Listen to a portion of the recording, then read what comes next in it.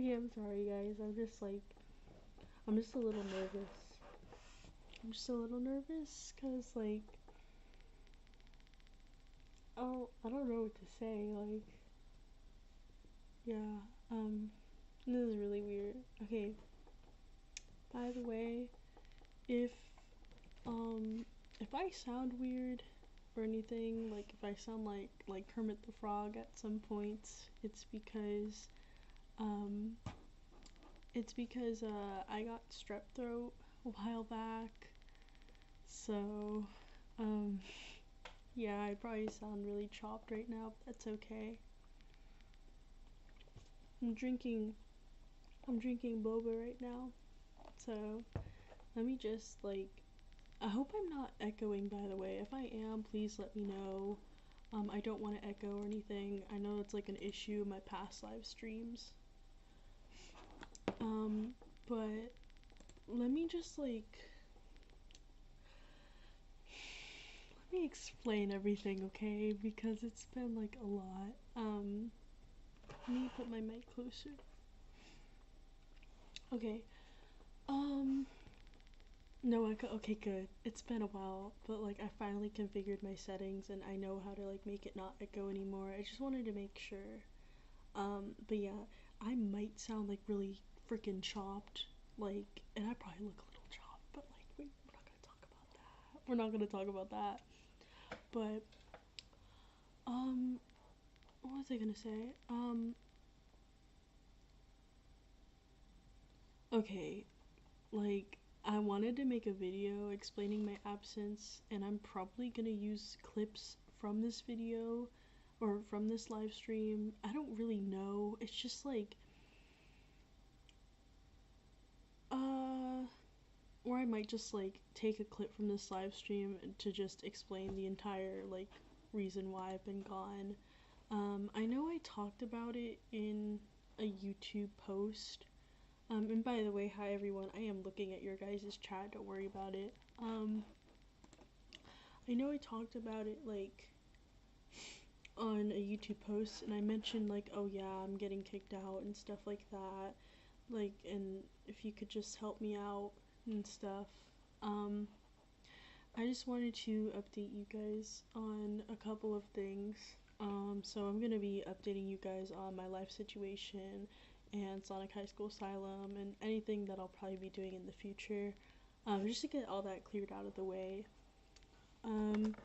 So sorry, the light. It's PMO.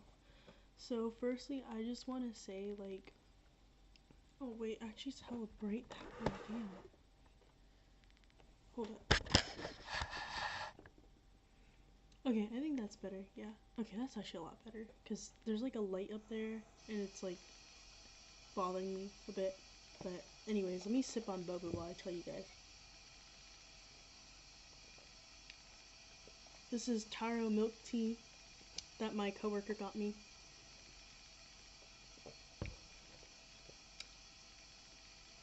With taro pudding? I don't know.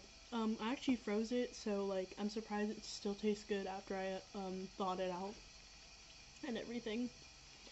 Um, oh yeah, by the way, that's the laundry machine. So yeah, update on my life. Um, I did get kicked out, unfortunately. I did get kicked out. But I'm in a new place now. I'm obviously not gonna say where I'm at, but to everyone who helped me out, thank you. I got some support. It's a little complicated, and I still don't really feel like sharing that part out loud. Um, but I actually did get some support from an unexpected person in my life. So, I technically haven't used the money from my GoFundMe. However, I'm still planning on withdrawing it just in case anything comes up in my life and I do need to use those funds. Whether it's to pay rent, start paying rent. Um, oh my god, I'm sorry, it's the boba. Whether it's to start paying rent or move out of this new place if I need to for any reason. I am having an unexpected person in my life pay for my rent for a couple of months to help me out. And then after that, I have to start paying by myself. So I am still planning on using the GoFundMe money. The only problem is that I need to prove that it's a legitimate fundraiser and that I'm not just scamming you guys. So, I don't know if it tells you guys on GoFundMe that, like, oh, this person hasn't used the funds yet, but, like, if it shows that's why. That's why. I'm trying to explain my situation without, like, oversharing my life too much, because I am pretty guilty about that. I don't want to do that. um, let's see, what else to tell you guys about? Okay, let me see, what do I say? I'm sorry, I'm kind of lost. So, another thing to update you guys about is, well, I did say in the GoFundMe that, yes, I have 2 jobs and a car, and that is still the case, so I'm very happy about that. I've gotten, like, a lot better at my new job, and so I've been making pretty good money. I've been very good at saving it. I just want to let people know that, like, I'm not, like, in any sort of, like, Tofia Chu ass position where I'm just like, oh, guys, please help me, I need money, I'm so poor and broke, and I'm getting kicked out and evicted, and then, like, I spend it all on fast food and getting fatter and stuff like that. I think the only downside in my life right now is that I do have strep throat. I've never experienced this in my life before, so, like, I've been sick before, like, duh, but, like, it's never been, like,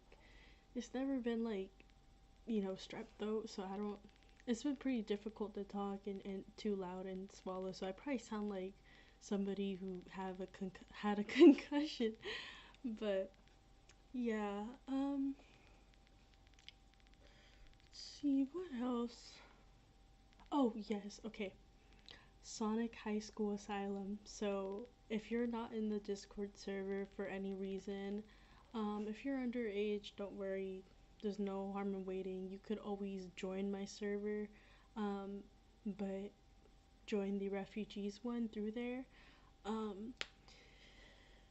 But if for any reason you're not in Sonic High School Asylum, then, like, definitely join.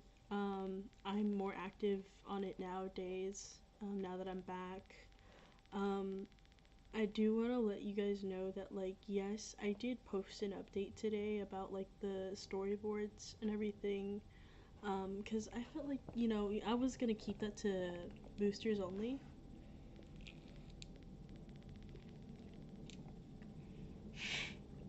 Sorry, I'm trying to, like, slurp this boba up, but it won't come through the straw. Probably because I froze it, but...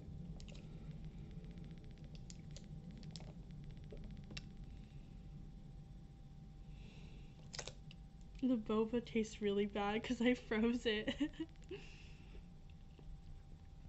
My strep throat lasted like 2 to 3...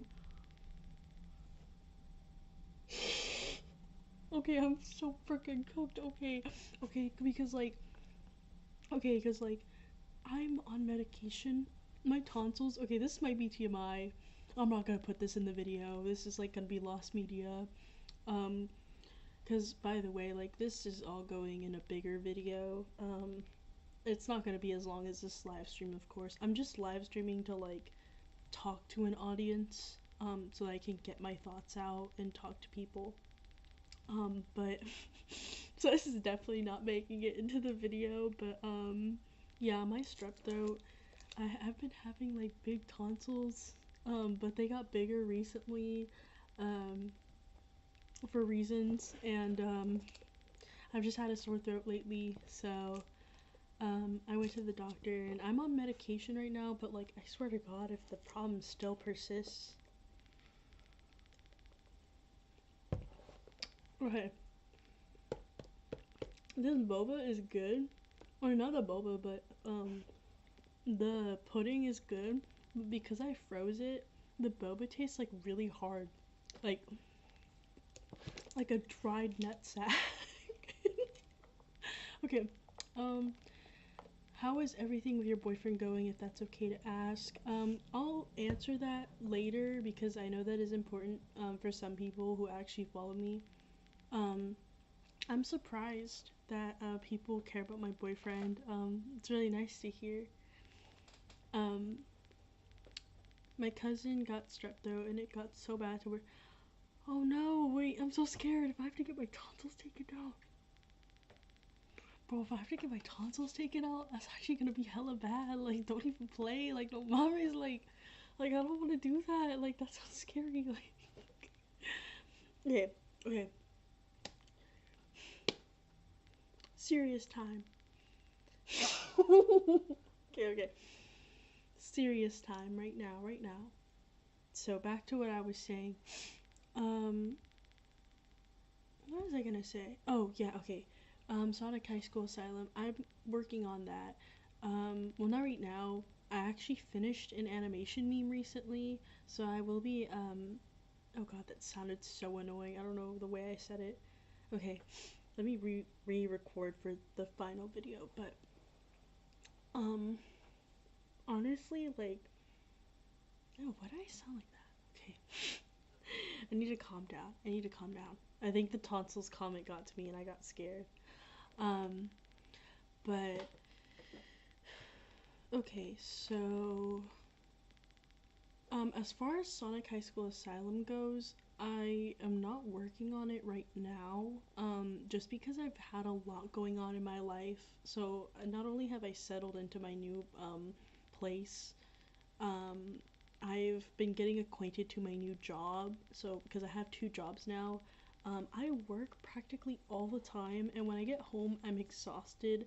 Not to mention, I have strep throat right now, so as of recording this, I have strep throat, so like it's just layers upon layers of just tiredness all the time. So I haven't really sat down to work on Sonic High School Asylum, but um, I have posted an update to the server, Discord GG/SHSA if you haven't joined already. Um, but uh, I'm sorry. Why I'm spacing out so much? Why I'm spacing out, bro? Okay, that's the other thing. I actually learned more Spanish. I learned more Spanish at my second job because I had to talk to like a lot of different people, or a lot of Spanish speaking people. At my job, so I learned more Spanish. But I'm starting to fuck up on my English a little bit. Um, why I'm spacing out so much? Okay, okay, but yeah, as for Sonic High School Asylum, I will work on it whenever I want to work on it. Like I said, because I have two jobs, I work pretty much all day on weekends from like I work 12-hour shifts, 12-hour shifts on weekends, and weekdays I only get like 2 days off out of the week, and you can imagine most of that time is spent recovering and resting. Um, so yeah, I think progress on Sonic High School Asylum is gonna be like a lot slower now. Um, and I don't know what to say about that. I mean, I don't know. Like, what do y'all want me to say? Like, I don't know. But yeah, just a heads up. Um, yeah. Hold on. Let me like shift my chair to this side because I feel like I'm like leaning too hard. I don't know. Okay. Actually, maybe I need to scoot. Maybe this is better. Yeah. Okay. I don't know. But let's see. I did want to like tell you guys like kind of the details, but not really, because like I have a really bad habit of oversharing. I'm sure some of you guys who have like been on this channel for a while know about that. But I still felt like at least explaining what happened. Before I do that though, I will be talking about I'll be looking at some of the comments that you guys left. Alright, so how is everything going with your boyfriend, if that's okay to ask? I can't talk about my boyfriend's situation in detail. He's, I can't really talk about what he does, but he he is safe. The last time he texted me was a few days ago, so he is safe right now, um, and he is okay. I was worried about him for um, I was worried about him for a while. I just can't talk about it here because I don't want it to be archived, of course.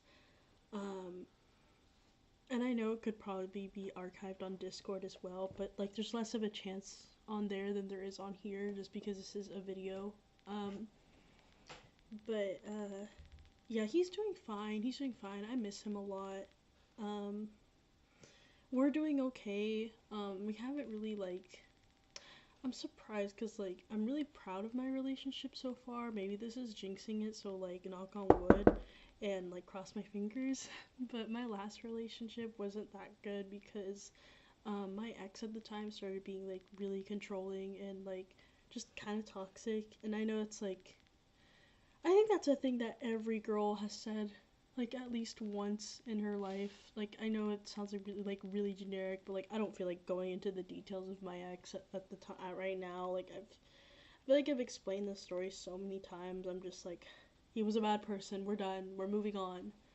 Um and I remember at around this point last year, what was it? Month August? August 2024? Yeah. Damn, it's been a whole year.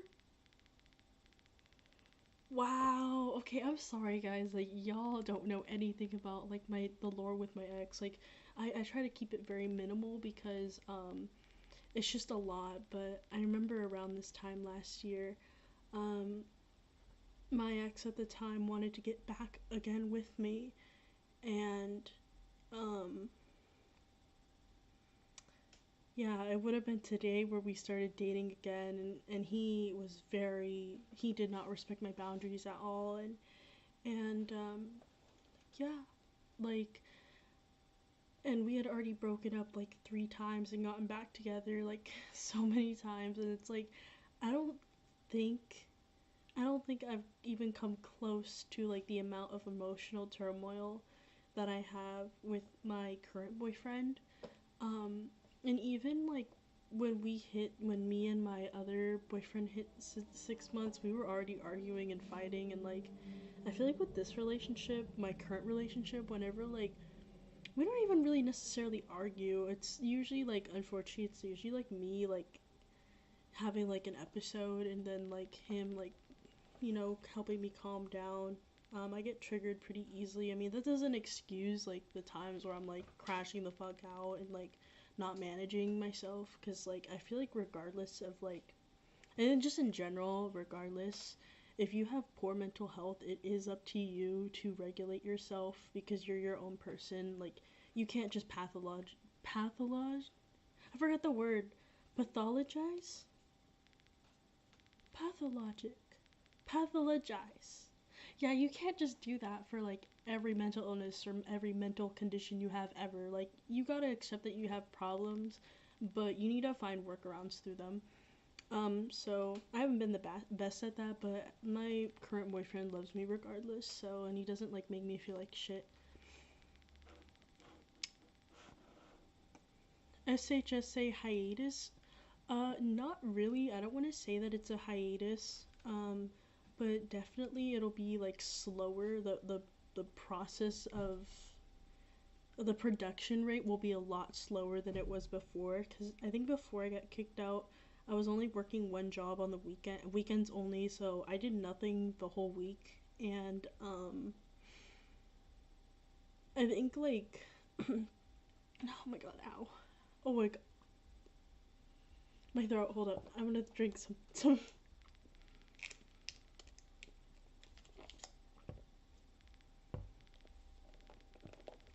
oh my god. Oh my god, I got like a weird like little like sharp twinge in my throat. I was like, holy shit. Okay. Um that shadow sweater is peak, thank you. But anyways, what was I saying? So, oh hi Stella, hi Stella, hi Stella. Um, but uh, what was I gonna say? Wait, what was I gonna say? Okay, so I remember now. I remember now. So, um, yeah. So for Sonic High School Asylum, it's gonna be like the production rate's gonna be a lot slower because before I got kicked out, I only worked one job on weekends. I didn't do anything during the week. I wasn't in school or anything, so I had a lot more time to draw. Nowadays, I don't. And I'm thinking of going back into school because I actually know what I want to do for my future. But then I'd probably have to go on an actual hiatus, and that would make me really sad to have to do to you guys, and myself as well. But yeah, it's not 2 a.m. for me, it's 11. But I just decided to stream at 2 a.m. or for your time because I felt like it. I really wanted to like explain my absence so bad, and make a video on it ASAP. And I kept putting it off, being like, "Oh, I'll do it tomorrow. I'm too tired. I'll do it tomorrow," and I might as well do it now.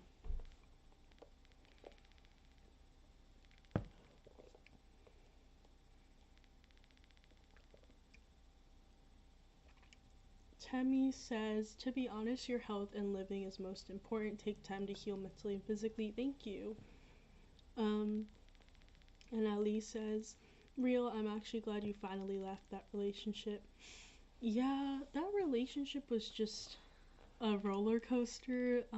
For those that don't know, that relationship, my ex literally is like the reason Sonic High School Asylum exists. In fact, it's crazy to me that like next year will or no next not next year next month is gonna be the anniversary of Sonic High School Asylum. Like we're coming up on a year, 1 year anniversary, which is just so like I can't even like describe how like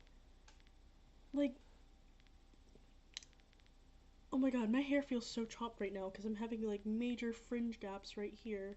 And I don't know what to do with this tiny little part because it's so tiny, and then this part's so long, and I freaking look chopped. I feel like I look chopped when my layers aren't done right.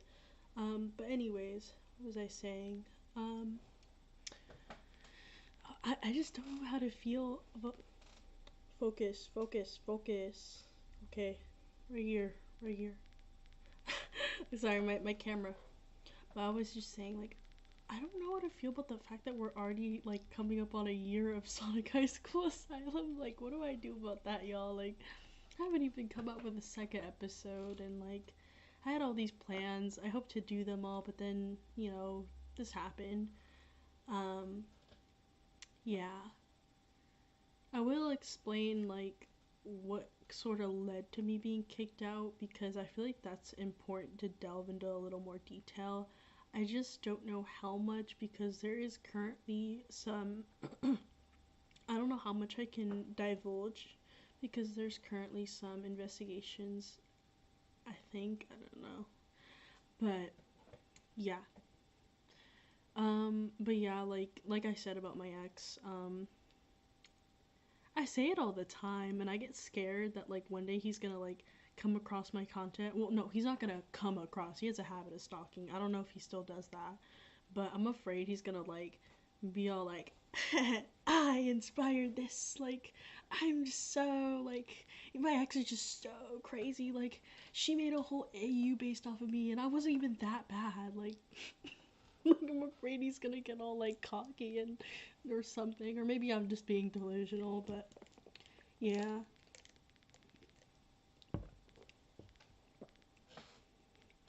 understandable. I broke up with something with someone, but strangely, oh my god, I gotta stop drinking this. It's like it's so good, but the taro chunks get stuck in my throat.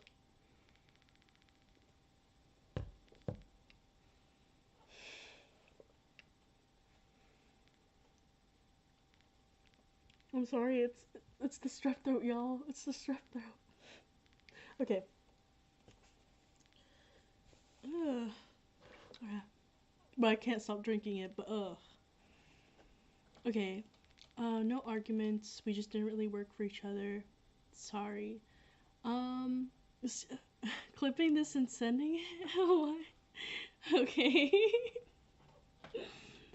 um, but I forgot what I was gonna say. Oh, yes, I remember. I did have a relationship like that where it didn't really work, but I felt like I was the one in the wrong. Um, that's all I have to say. Yeah. Regardless, I'm happy that you're okay, and what matters is you first. SHSA can wait, and true fans will wait. I love you, Felix. I just realized who you are, Mimi. I'm so freaking dumb because I'm so used to calling you like Pinky, and I'm just like, who is Mimi? Like, who the hell is Mimi? Like, she seems sweet. All in my chat like that. What's the date of SHSA? I want to make anniversary fan art. So I actually first started drawing it September 6th. I can't believe I remember the date. Oh my god. It's so weird that it's almost been a year. Like, I just don't. It's probably gonna be another year until episode 2 comes out. If I have to be completely honest. And I don't mind. I don't mind. I wish years were longer. I wish it took longer. I wish I could work faster because, like, I don't want to be, like, 29 and working on a passion project that involves a high school setting because I feel insecure about that. Despite it being a passion project, I don't want people to get the wrong idea, you know? Um, I'm, like, 19 right now, but, like, yeah, I don't know. And I have so many ideas. I want to get them out before it just feels like I can't, if that makes any sense. Um, what inspired you to make Sonic High School Asylum? Honestly, it was a lot of things. To be fair, actually, let me just address that, like, here, since we're at it, since we're addressing everything. So Sonic High School Asylum was originally, like, let me tell you the full story. Y'all are getting the exclusive director's cut here.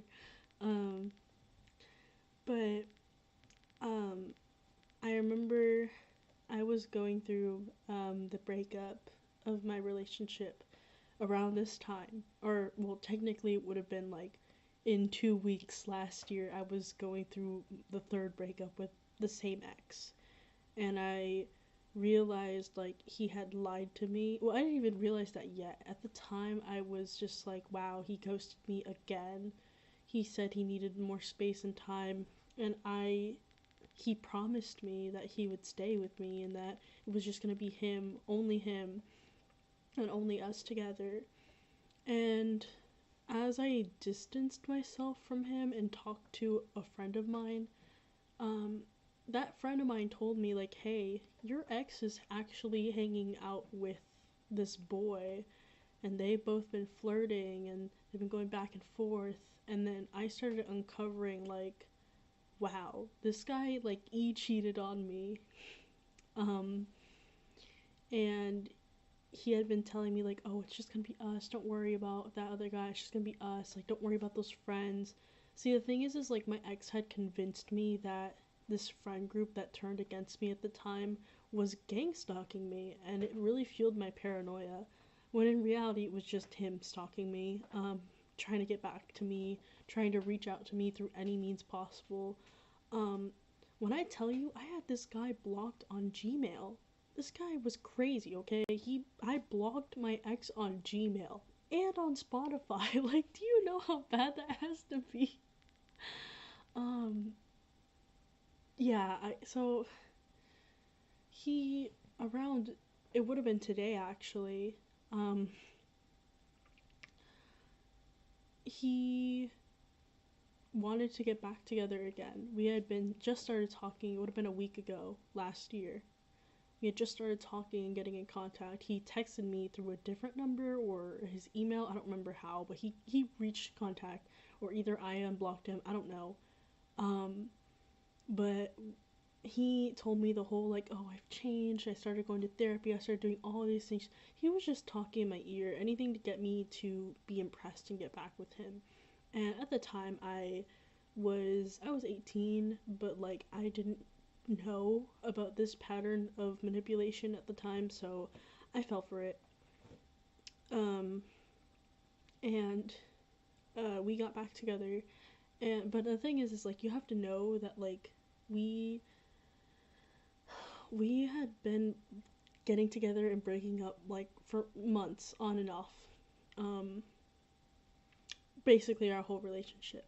And at this point, because we had taken June and July and August off, because we broke up in June and I thought it was it. When we got back together in August, I was like I was like tweaking out all the time. I was like it's really hard to explain that part.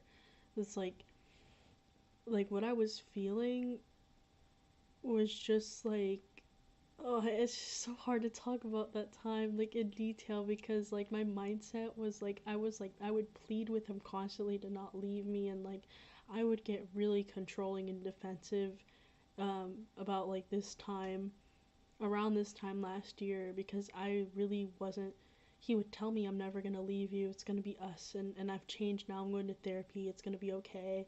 And he would tell me all these things, but I still couldn't trust him. And he would literally be like, "Oh, well, it's okay. Like I understand. Like you probably think I'm just gonna leave you again because like we constantly broke up, but it's not gonna be that way anymore. Trust me, I love you." And like I really, really did believe him. And it really hurt to find out around like September, or not around September, but like around like the end of August that like he was lying to me the whole time. He honestly like he just wanted me to I don't know what he wanted me for. Maybe because I was pretty. Um Maybe because like I was a girl.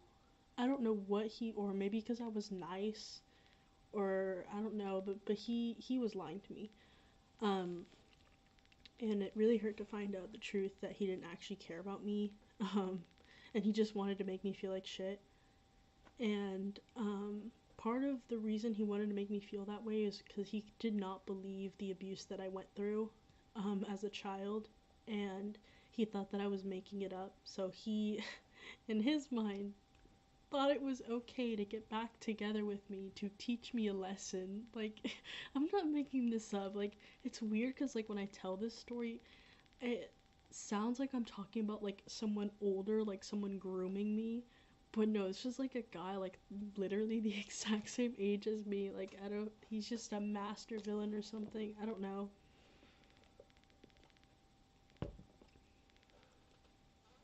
So I'm sure you're wondering what does this have to do with Sonic High School Asylum? So September comes around. September comes around, and it's been just like I think at this point I still couldn't accept that this was it. This was over. I still needed more proof of him lying to my face. So I reached out to a couple friends and I was going through a lot at the time. Um, I don't think I'm ready to talk about this in detail yet, but there's a period of my lifetime last year where I could not draw for months after the breakup, and um, I won't be explaining why. I don't think I'm ready to. I'm still afraid about the backlash I could receive. Um, Especially because I kind of did recently. Um, but, anyways, um, I started reaching out with people again that knew me from that time, and a lot of them ended up forgiving me and like seeing that like I changed. And I needed more proof from those people that he lied, and I got the proof. And I was just kind of sitting there towards the beginning of September, being like, "Damn, like this guy's fucking evil. Like I need to like expose him." Um, and I don't quite remember. I remember what it was. I was just going through a lot, so I was being like really angsty and stuff. And hold on.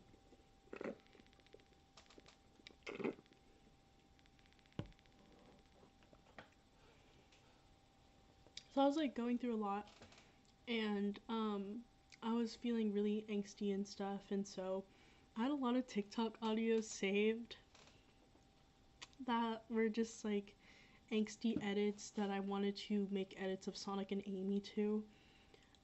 Because like it wasn't really intentional, but like I think subconsciously I was just like, oh my god, like this is literally us. Like, but I wasn't thinking that at the time. But I definitely remember like watching a lot more sad Sun Amy angsty edits. Um, and like I'm not surprised because like we that I would always tell him like, oh my god, they're literally us. Like that was us. Um, and I remember one time specifically I heard this audio on TikTok and like, oh my god, this is so corny. Stop. Okay, stop. Because stop. Because this is so corny. Don't tell anybody I said this, but um so I imagined an edit in my head. Um I imagined an edit in my head. Um of Sonic and Amy.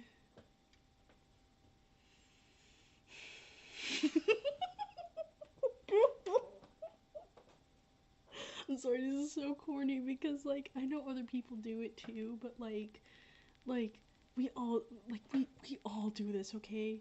We all do this. But like it feels so corny explaining it online. Um but anyways, um and I was just like, wow, that's so Sonic and Amy. I want to make an edit to that, but I think for some reason I was just feeling creative that day and I thought of them like in like a high school setting to the audio. And I was like, damn, like I wish something like that existed. What if I made it? Um Felix, I'm watching the stream while you try not to laugh. But yeah, like oh wait, my camera's lagging, so like what was I gonna say? Oh, yeah, so I ended up making Sonic High School Asylum off of that that TikTok sound. And I ended up going home that day. Literally that day, I remember I was out running errands. I ended up going home that day and just drawing what I had in mind, and I put all of that in the Wajaran server.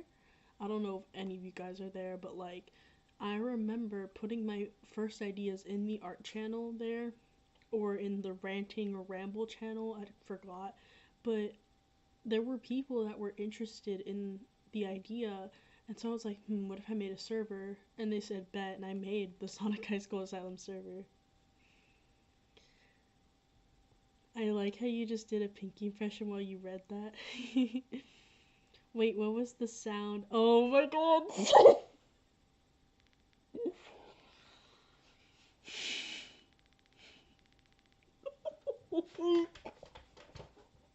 Oh my god, I want to tell y'all, but like it's so fucking corny, bro. I can't. Okay, just give me a moment. Just give me a moment. Just give me a moment because no, my miss because no, my miss. Okay, okay. Let me just take a sip of my boba. This is so tough.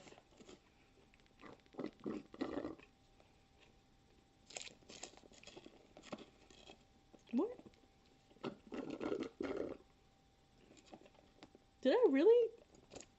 Did I really run out of liquid?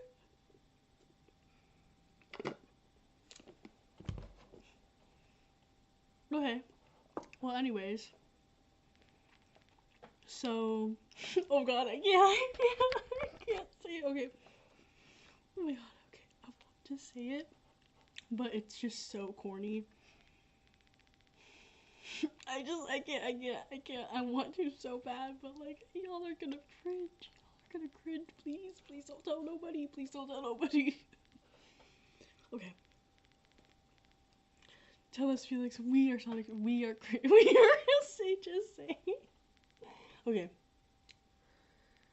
It was that one audio of Pearl, um, from the movie Pearl, I think is called the movie, and it's when she says, when they're in the rain, and she says, "You're not leaving me here." Oh my god! And it had the song. It had like a Midwest emo song. I'm pretty sure y'all know the audio that I'm talking about. And please don't laugh. If y'all laugh, I will, I will send, I will send, I will send the devil to your house, and like I'll have him name everything that you've ever did wrong in your life, and and yes, well, yes, it was the Please I'm a Star, I think. No, no, no, it wasn't that one. It was it was I think it was right before she kills the guy in the movie where she's all like, "You're not leaving me here, are you?" So then she starts fucking crashing out. Oh my god. I was like, oh my god, that's so Amy and Sonic. But like not really, because and I was just thinking like that's Amy if she was like tweaking the fuck out. That's Amy if she had BPD. Because Loki had like a BPD Amy truther. Like I'm covering my mouth because I keep looking at myself and smiling because I'm hella embarrassed, and like I need to stop doing that. It's like pissing me off. But yeah. Oh, by the way, y'all like my posters? Wait, how do I angle my camera? Yeah. Y'all like my posters? Are they tough? Are they tough?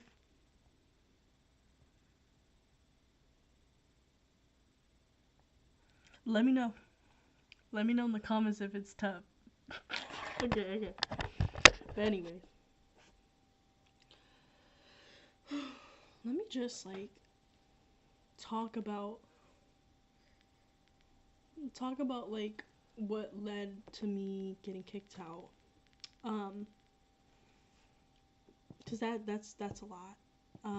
I can't talk about too much at the moment, but I do think BPD SHSA Amy is true. Yeah, okay, so um I do I do believe I am a BPD Amy truther. I was, because like especially because the way they characterized her in Sonic X, I felt like to me it was like the closest thing that one could get to the BPD Amy headcanon.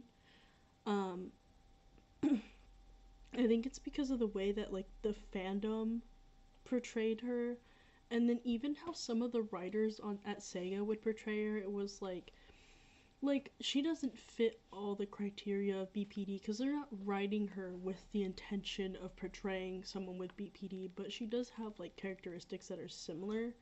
Obviously, they're not going to be to a T because she's not meant to be a character with BPD, but you know. But anyways, let me explain my whole situation, and why I'm in this new place. So my mom is crazy. My mom is crazy.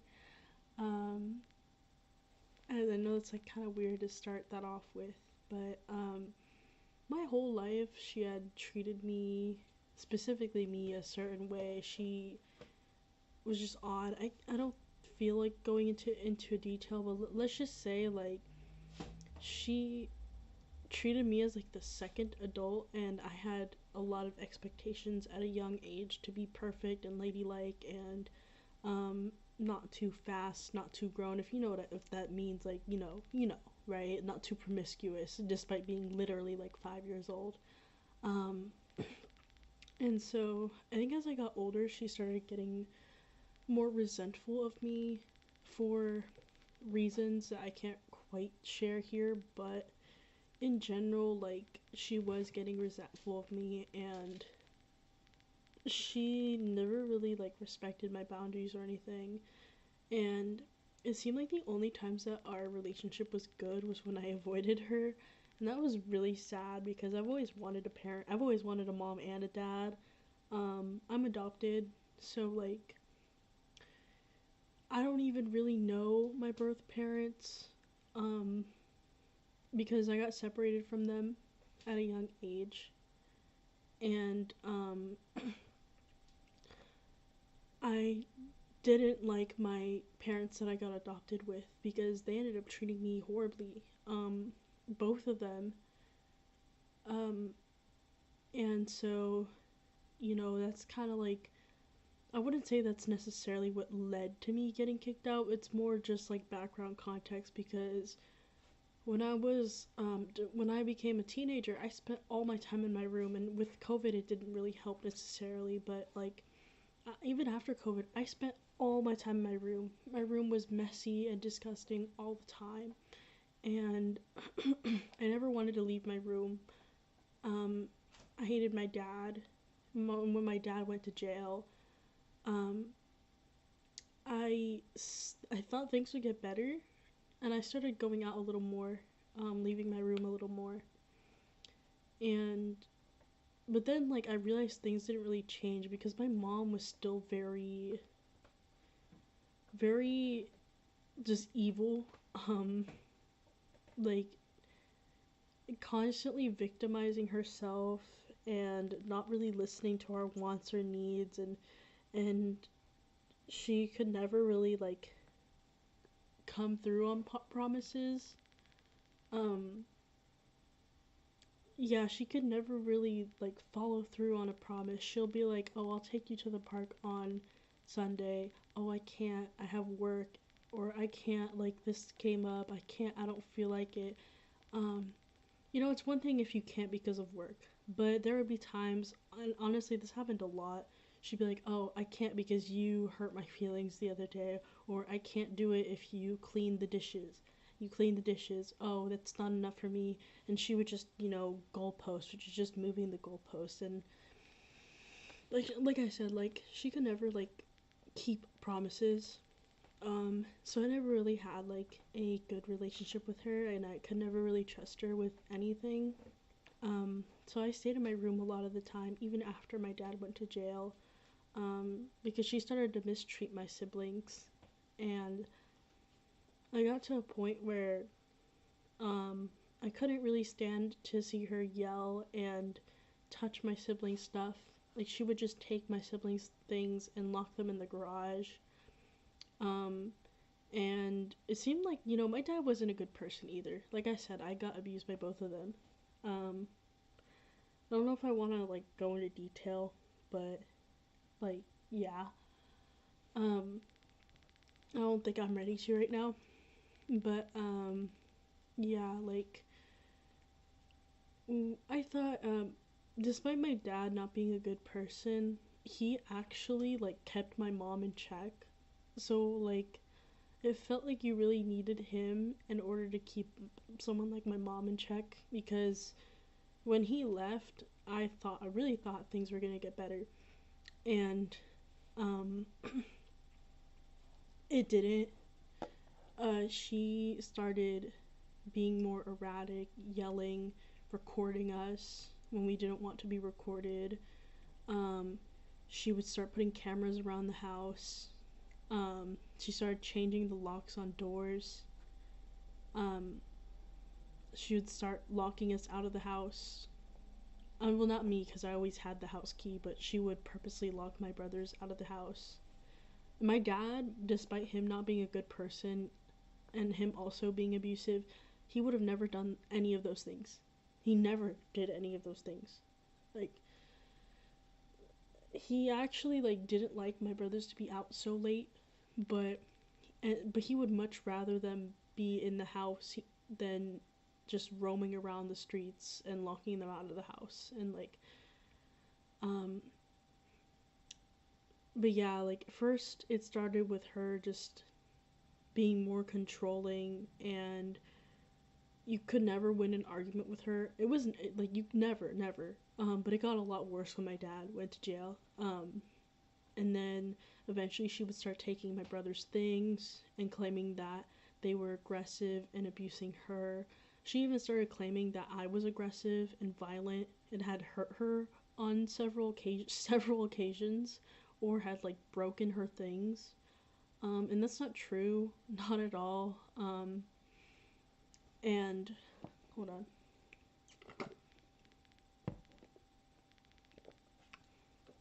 There's some things that like I kept from you guys that only the staff working on Sonic High School Asylum know, because these were things that happened shortly before I got kicked out. But eventually, so when I say after my dad went to jail, I'm talking about January of 2024. So all of this has been building up for like over a year now.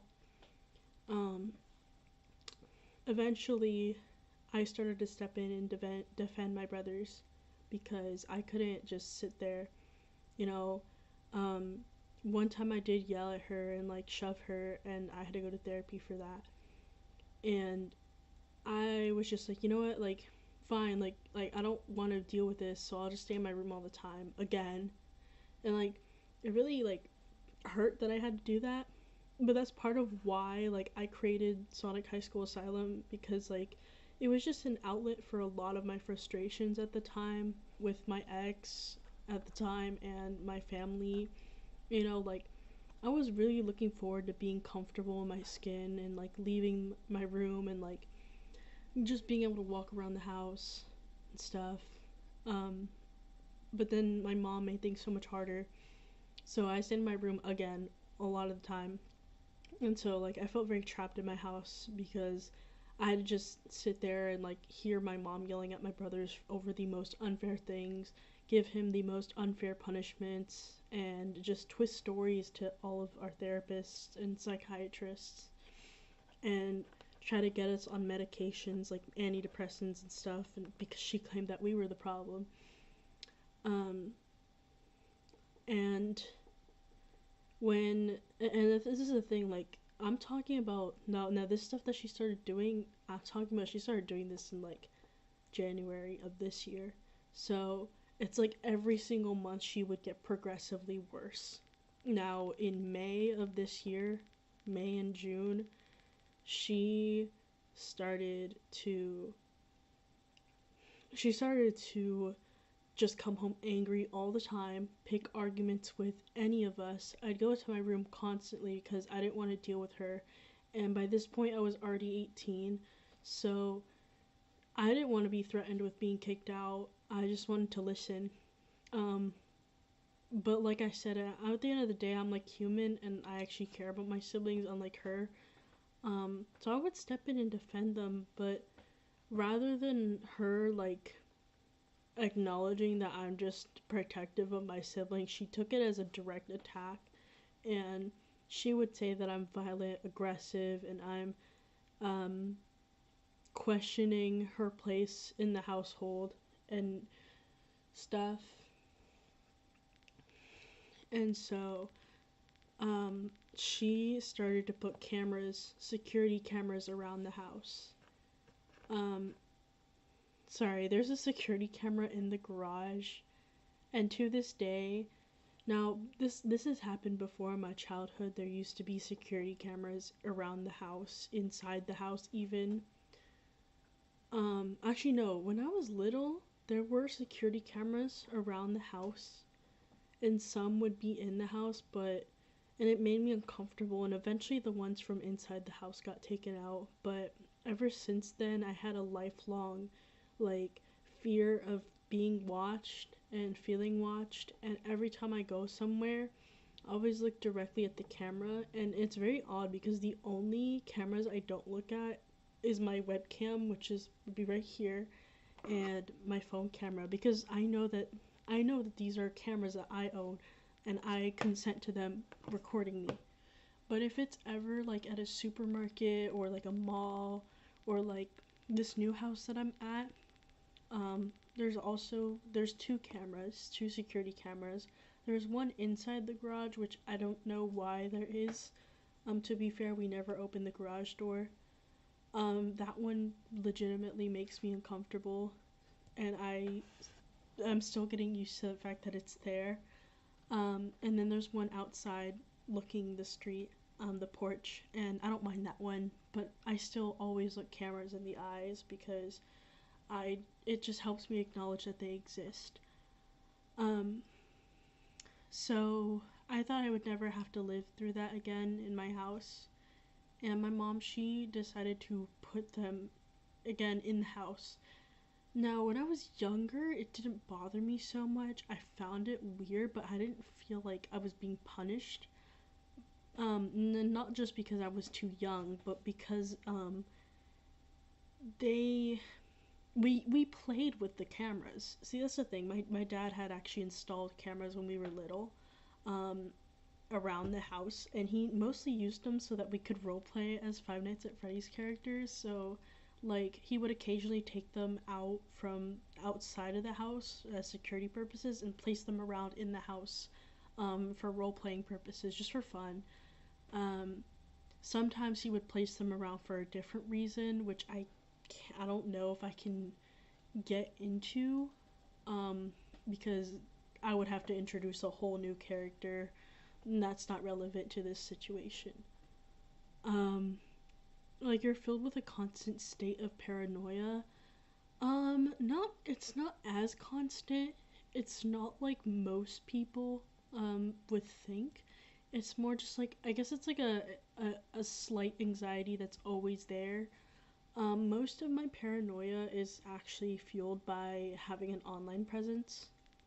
But I'll explain that probably after I finish this story of why I ended up in this new place.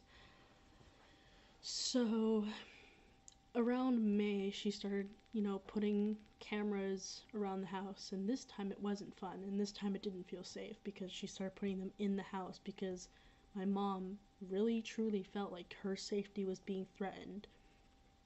Um, which wasn't true. It's not true. Like, everyone is subject to their own opinions and stuff, but if you're endangering your own kids with your own opinions and beliefs and delusions and paranoia, then you're not a safe parent to be around.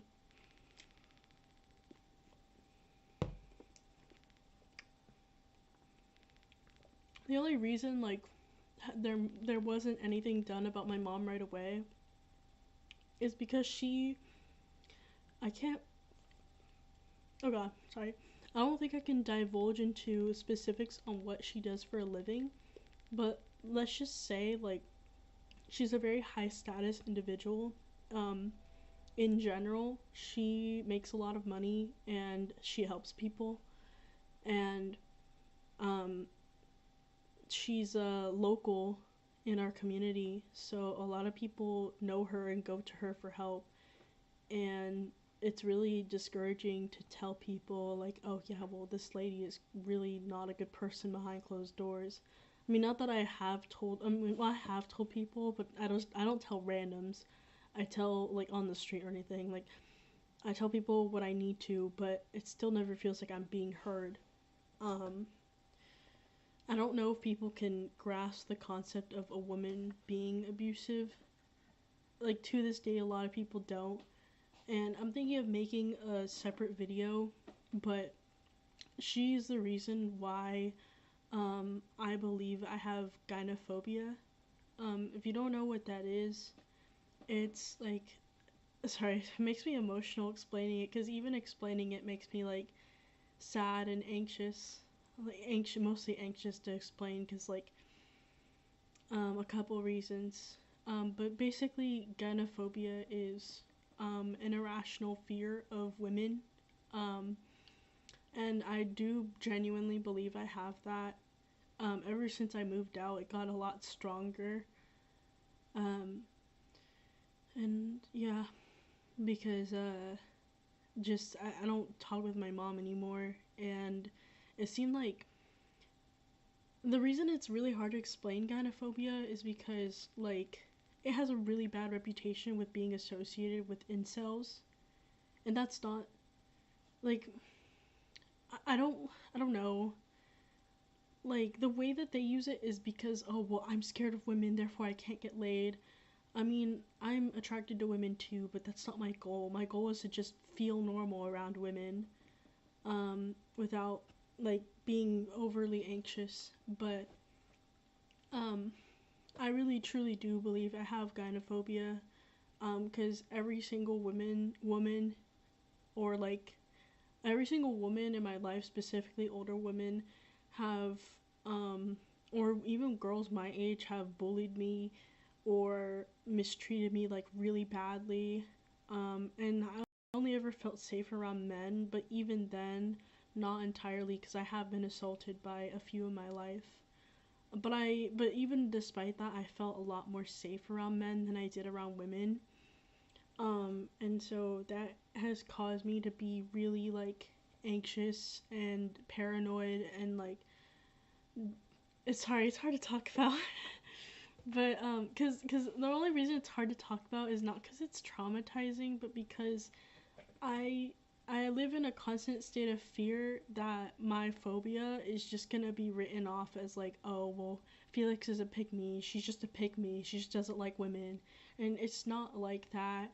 I really hope like one day when I make a video in detail that I can just tell people like, no, yes I was a pick me, but no, like I don't think this is a pick me thing. This is like a legitimate irrational fear of mine, and no, I'm not a woman hater. I'm more prone to being one because of my trauma, but like it is a legitimate fear of mine that makes me overthink things and have panic attacks, and like just have a difficult time breathing and thinking when I try to explain to people or try to rationalize my fear on women. Um, Literally at work sometimes, even just being around a female customer, um, I look down, I don't make eye contact, and I just like freeze up and like I just try to mind my business because I don't want them looking at me. Um, but yeah, like I do think like my mom had like, or not my, I don't like calling her my mom, but yeah, I do really think my mom like really like contributed to that fear like a lot, like a lot.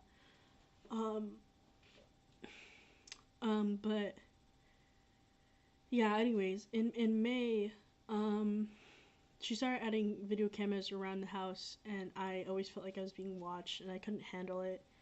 And it just got things just got worse from there. And eventually she threatened to kick me out.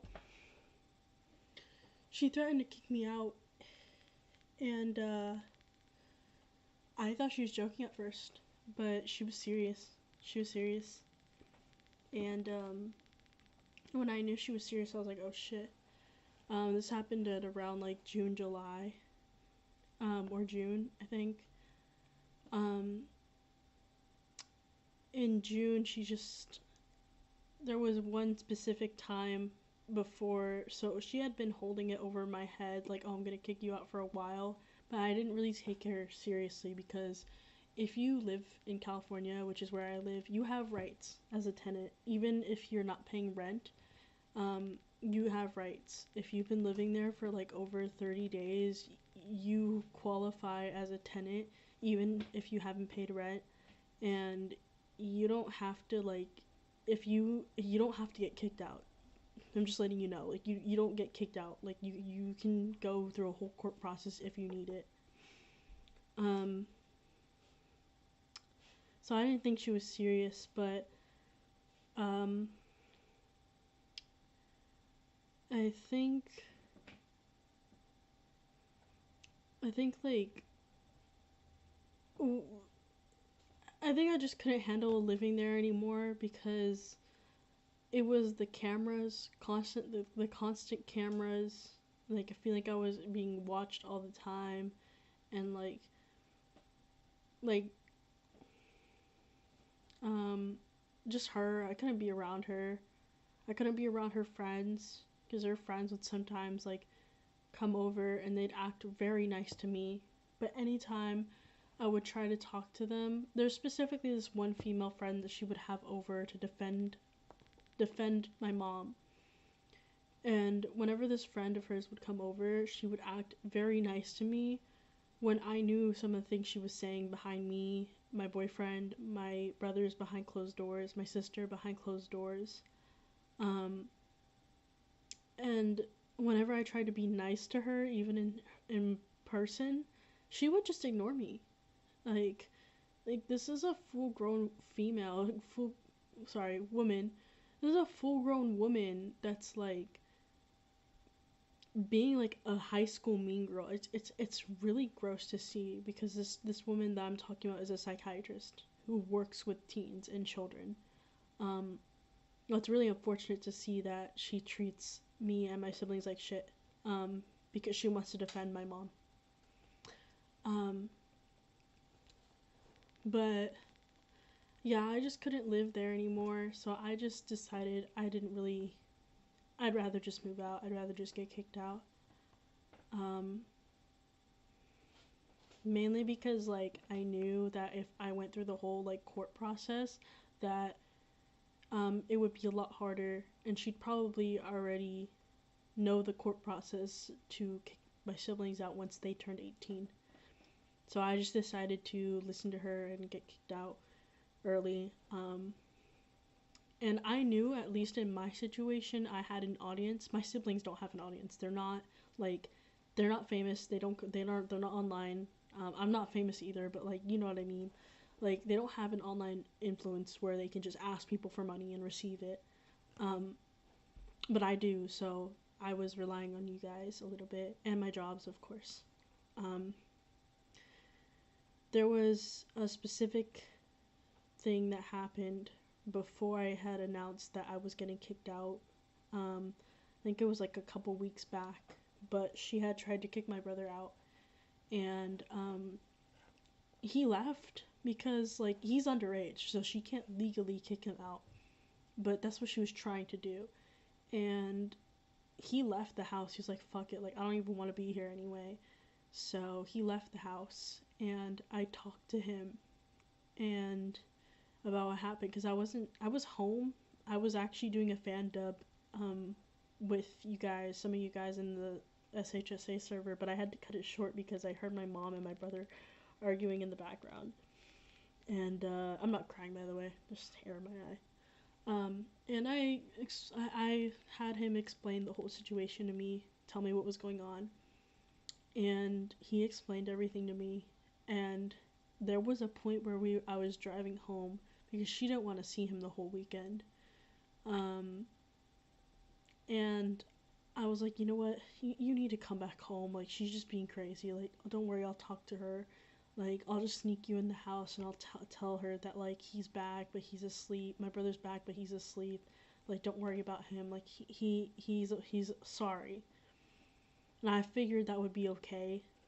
Um, but I figured that would be okay, but she didn't like that. And I remember I was trying to drop him off at home, and she had followed us around for a little bit. And that's probably one of the scariest things, scariest nights, because um, she hasn't intimidated us since we were kids, because we were like little, we were smaller. She could intimidate us easily. Um, and so I haven't felt that way in years, but yeah, she intimidated me pretty bad. Um, that night when she would followed me around with her car for a little bit. That was really stressful.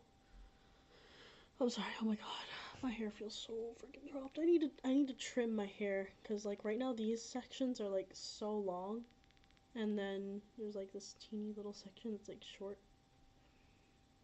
But oh my god, I don't like how I look. I look like a boy, like a really chopped boy.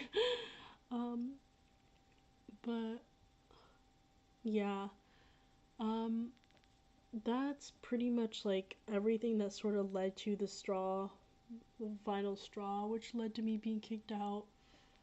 Um, yeah. So I didn't really say much behind the scenes, cause not because like I felt like I couldn't tell you guys. I mean, for the most part, I don't really feel like I can, cause it's just a lot, and you guys are my audience, not my friends. Um, but still, like it felt more like just too much to tell people, like too much. Like like you can tell people your problems, but I feel like it gets to a point where you can't just overshare the details because people can use it against you. Um, yeah.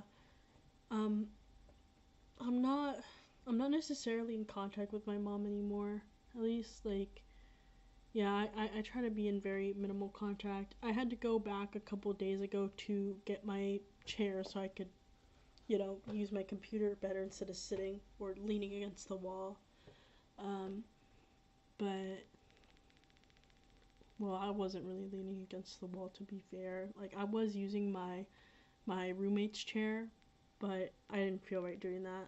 So I went back to get my PC chair from my house, and I noticed there were even more cameras around the house. And honestly, when I went back, it smells really bad in there. It smells like moldy dishes and food and dog, like wet dog, because we have dogs all the time, and I didn't realize how bad the smell was. And it made me remember how, like, when I used to live there, I always felt greasy. Like, to be fair, I actually do feel greasy here, but it's a different type of greasy. It's like over there, it was like a lingering grease that I could never wash off myself, and I thought it was just kind of all in my head at the time. I never really paid too much attention to it. I just thought I had very poor hygiene, or like it was just a trauma thing. Like, I could never really wash off just living there. But when I moved to the new place, and I even talked to my brother about it, I was like, do you ever feel like greasy when you shower at mom's house? And he even was like, yeah, no, I feel greasy there too. And so, sorry, I'm like fidgeting with my hair because like I want it to look good. That's alright. But, um, but now when I live in this new house, it's like I do feel greasy, but it's a different type of greasy. It's like more like I just sweat easily. It just gets hot and humid here very easily. There's not that much AC, but I don't feel dirty. I don't feel dirty all the time. I always felt like dirty and greasy, like a not like an unwashed dish, or a dish that hasn't been properly washed and there's still gunk on there. That's how I always felt when I was at my old house. And going back there and just smelling that it smelled like wet dog and moldy food, like, I know you guys in your head might be thinking that this is like some sort of like shack in the middle of nowhere, or like some apartment that I used to live in. No, this is a 2-story house. Like, this is a pretty big house that, like, and like in a pretty good community. Like you'd be astonished to find out that, like, someone who makes a good amount of money and lives in a big house has a really shitty interior, both like literally and like figuratively. Um, and this new place I live in is like a 1 story. It's definitely a lot smaller than my old house, and the place is so well kept and clean. Um, And I mean, the smell is alright. I'm not a big fan of Indian food, to be fair. I do live with an Indian roommate. But like, it's not horrible. It's just not horrible. Like, it just doesn't smell like gloomy. Gloomy is the word. Just like my old house always smelled gloomy. Like, they had a gloomy aura. Like everything just sagged and drooped and dripped. Like, and you could just smell like all the it's almost like you could smell trauma, because like it just smelled like moldy food and wet dog, and it's just miserable to be around. um I've never heard of gynophobia. I'm sorry about previous experiences you've had that has you to align to the symptom. Oh, actually, let me read your comment previous to that. Bro, I stayed a night at a friend's house and she had cameras around the whole house. Felt like I was tense the whole time. I can't imagine having cameras 24/7 in a place I'm calling home. Me neither. Apparently, my mom is trying to rent out my old room, and good luck to anyone who wants to live in a house where there's cameras literally inside the house everywhere at all times. I would be astonished if anybody wants to move in there. Um, Especially in a house where she claims she has teenage boys that are antagonizing her violently. I don't think anyone's gonna want to move into a house like that, but I mean, good luck. Um, I'm sorry. I've never heard of gynophobia. I'm sorry about previous experiences you've had that has you to align to the symptoms. Um, yeah, the term gynophobia is really only popular in incel communities to describe, like, oh, well, I'm not a woman hater. I just have a phobia of women because blah, blah, blah. And like it's it's like they use the term to justify their hatred of women. No, I'm no saint myself. I definitely went through pick me phase, and I still have my moments. Um, I have a deep disdain, I've channeled that energy into having a deep disdain towards pick me's, specifically older women that envy younger women simply just for being young. Um, I do notice this happens a lot with women. They get older, not all, but some. Um, they get older and they have some sort of envy or jealousy of someone for being youthful, and not even just youthful, even just naive. Because sometimes naivete is like perceived as youthful, especially if you're a girl. Because oh, young and dumb, so cute, right? Um, I notice a lot of those older women who tend to be jealous of someone like that. Um, it doesn't help in my case because I am very slow in the head. Well, not that slow, but like I am slow in the head for some when it comes to some things because I don't know. But I just am. Um, so I am perceived as naive, and because I am 19, I am young. Um, I guess that triggers some sort of reaction in certain older women where they think I'm faking it or I'm being purposely dumb and cute on purpose or I'm rage baiting them or something. Um, I don't know. Why, but like I guess it really bothers these types of women, and they tend to harbor some sort of passive aggressive attitude towards me, or just straight up like don't like me, and I can tell. Um, and I hadn't done anything wrong to them. I didn't done anything to hurt them or anything. I don't know. Um, it's really hard to talk about because like I've channeled my energy into really disliking the women that don't like me.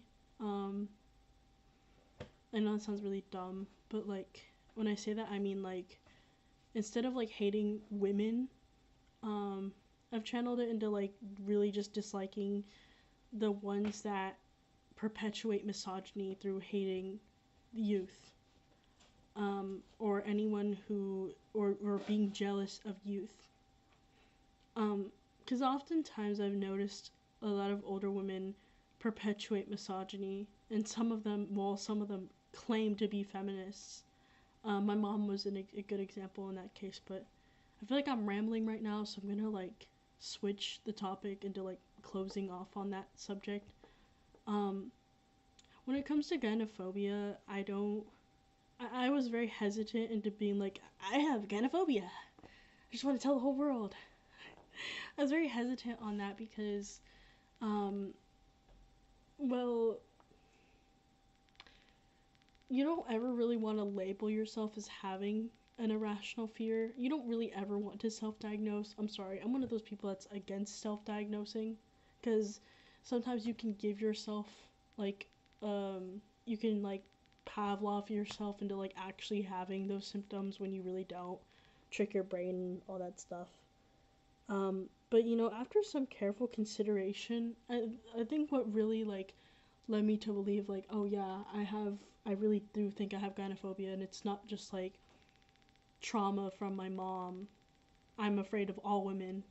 Is like, well, it was a bunch of little things in my life that I looked through in retrospect, but it was mainly just like, wow, I can't even go into work and talk to my female coworkers normally.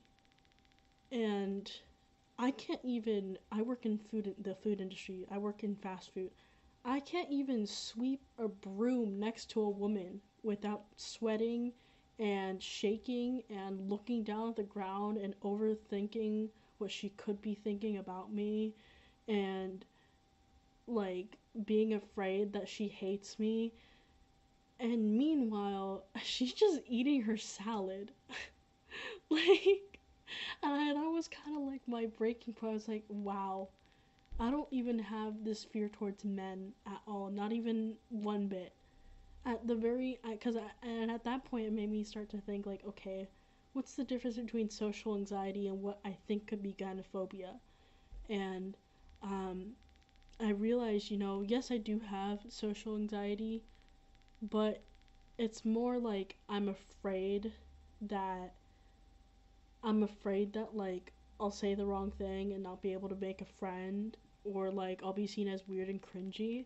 But when it comes to women specifically, I'm afraid of a multitude of things. I'm afraid that they won't see me as a real woman, which is weird because I am biologically born a woman. I don't have the struggles of a trans woman where I have to do more to present female, and be socially seen as one. But I am afraid that I'm not going to be seen as a real woman, that I won't be accepted into female groups, that they all secretly hate me, and they're out to get me. I have like a big fear that like I'll be yelled at by females, or taunted or made fun of. See, like the fear of being bullied by a woman for me is a lot bigger than the fear of being bullied or taunted or harassed by a male. Um, and this isn't just like, it's not like, again, it's not just social anxiety, because with social anxiety I've clocked it. I know it's just me being afraid to like make a friend or make a new connection, feeling shy, being worried that I'll say the wrong thing and make them think that I'm weird and cringy and that I overshared or talked too much during the social interaction. It's that little fear, but when it comes to women, it's so much more.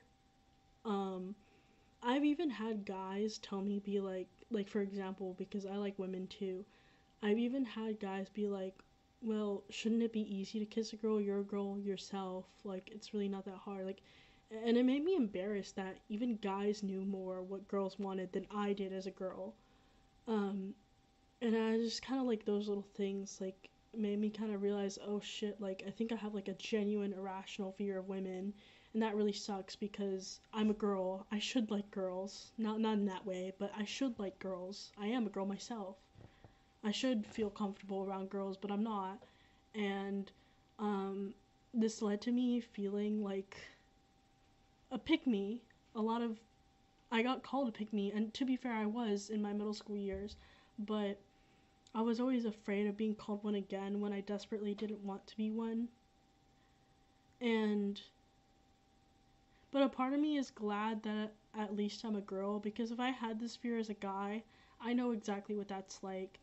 I actually found out about the term gynophobia because of a friend of mine who, a couple years back, he had been assaulted by a girl and had been raped.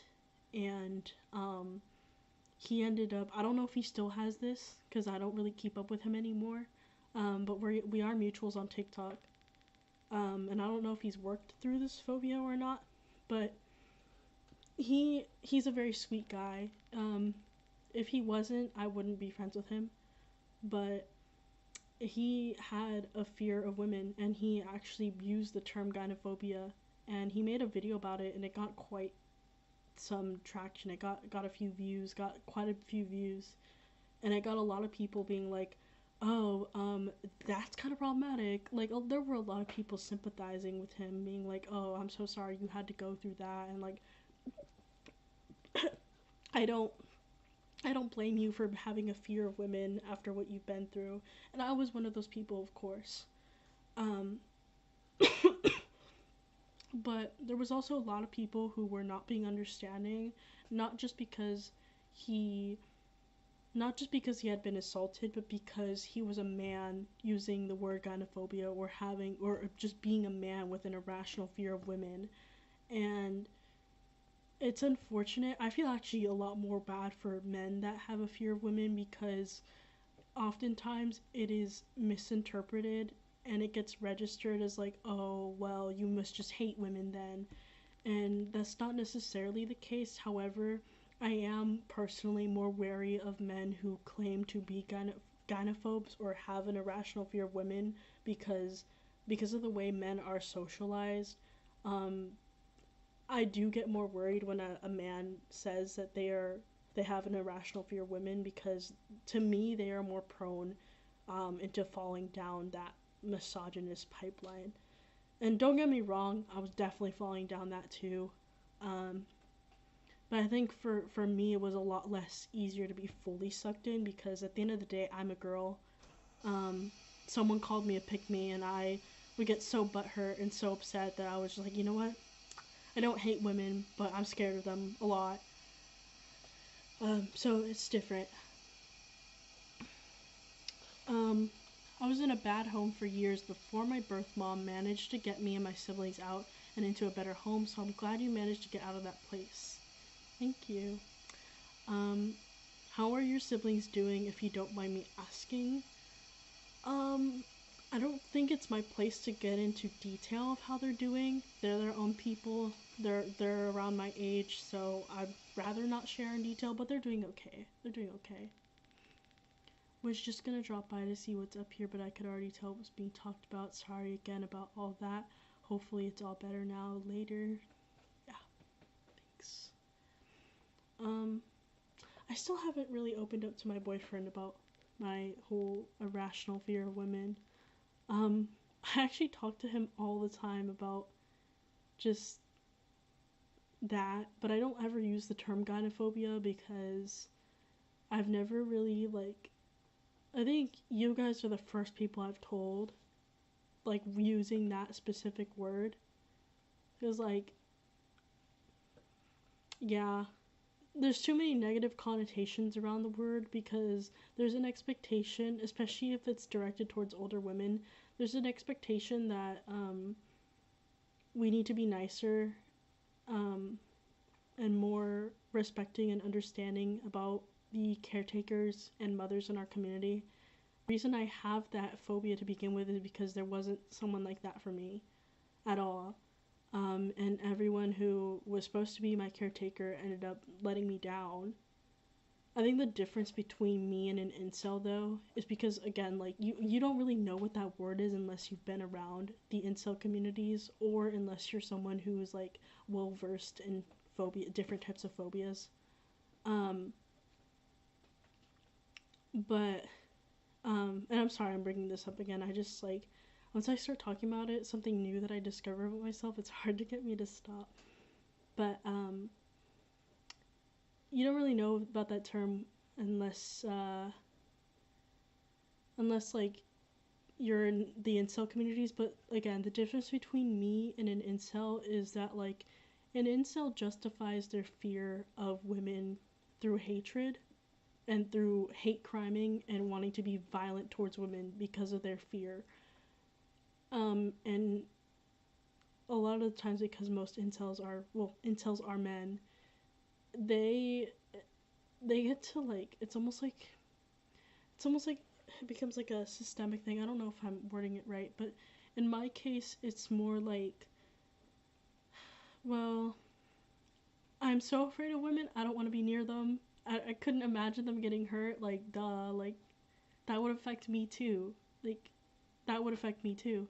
And because a lot of incels aren't women, well, because incels in general aren't women, they don't have that sort of, like, cognitive, like, thinking or empathy to be like, oh my god, like, I can't be thinking about that, like, that way, like, because that affects me too. Like, no, like, they don't have that mindset, but I do.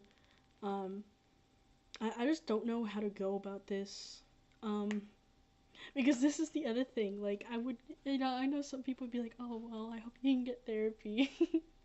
Well, the problem is that my therapist is contributed to it as well.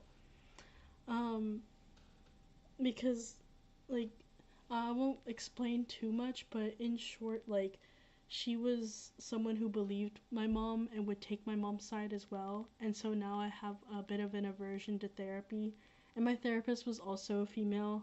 And I do remember one time I was cleaning the tables at work and thinking, like, damn, like, This was the day after I realized I was scared of being near a female customer just because she was.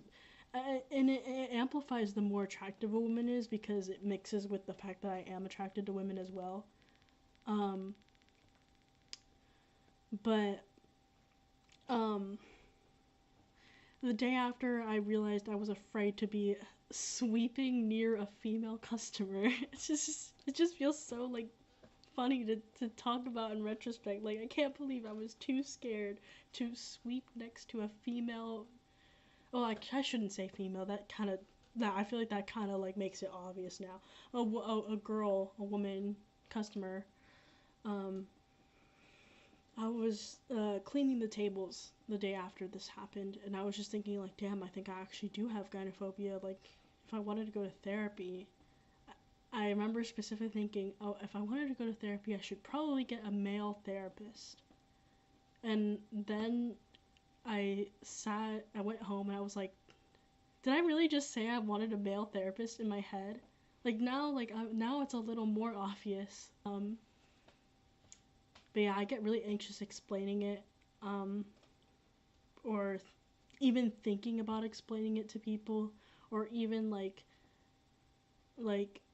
yeah, just a lot of things revolving around women. Um, yeah, this doesn't have anything to do with the topic, but I'm asking this to try bring the mood up. Have you ever heard of diluting moonlight AU? What is that? What is that? I've never heard of it. Hi Felix, it's Bree. Whenever you have the time, I'd like to know who has been your favorite character to write for SHSA and why. Okay, hmm.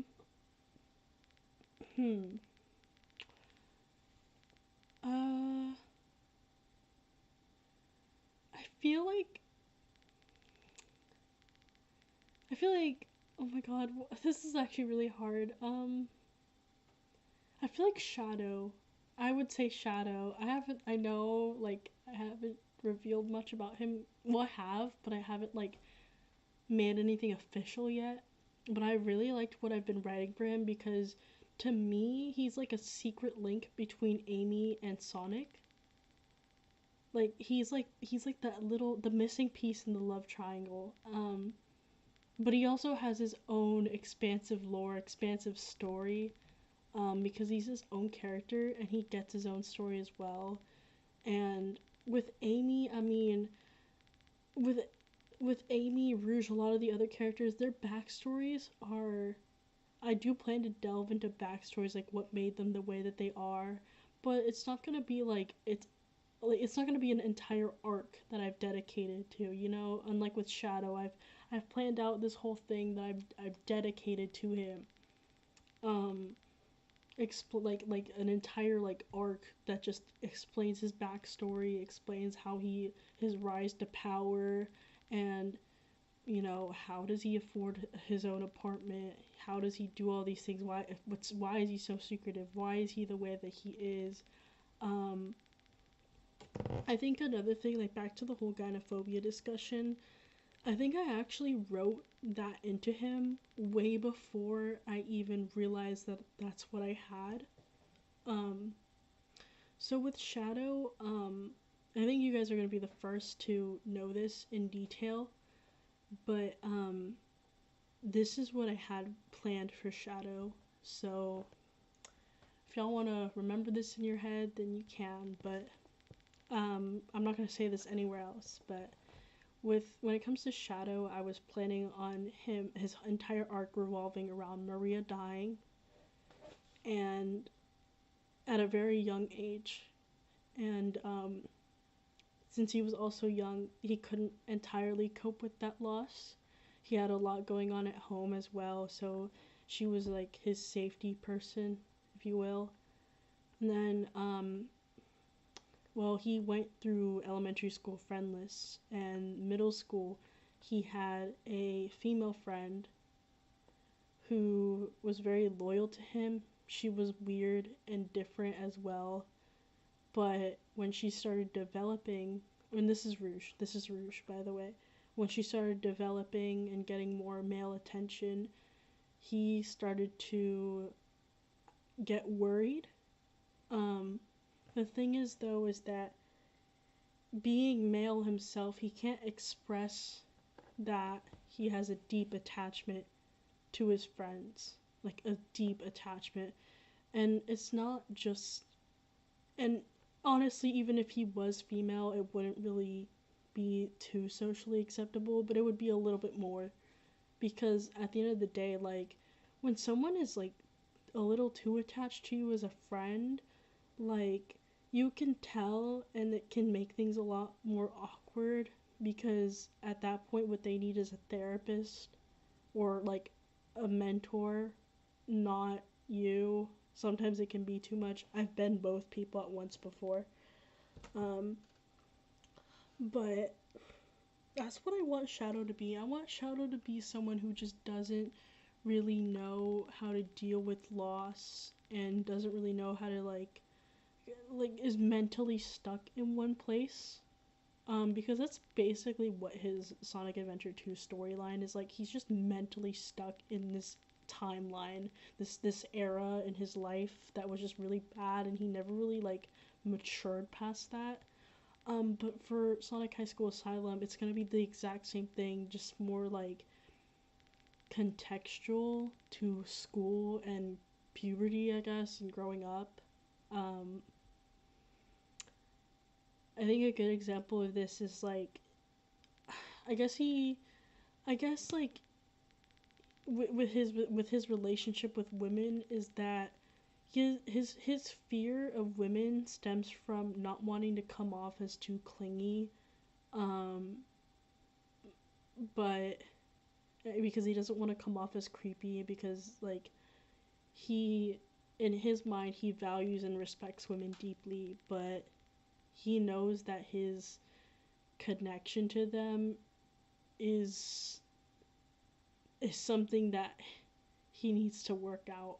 Um, think of it as someone who didn't really have a mother figure and just now like clings on to women, and then given that his best friend died, that could like contribute to that.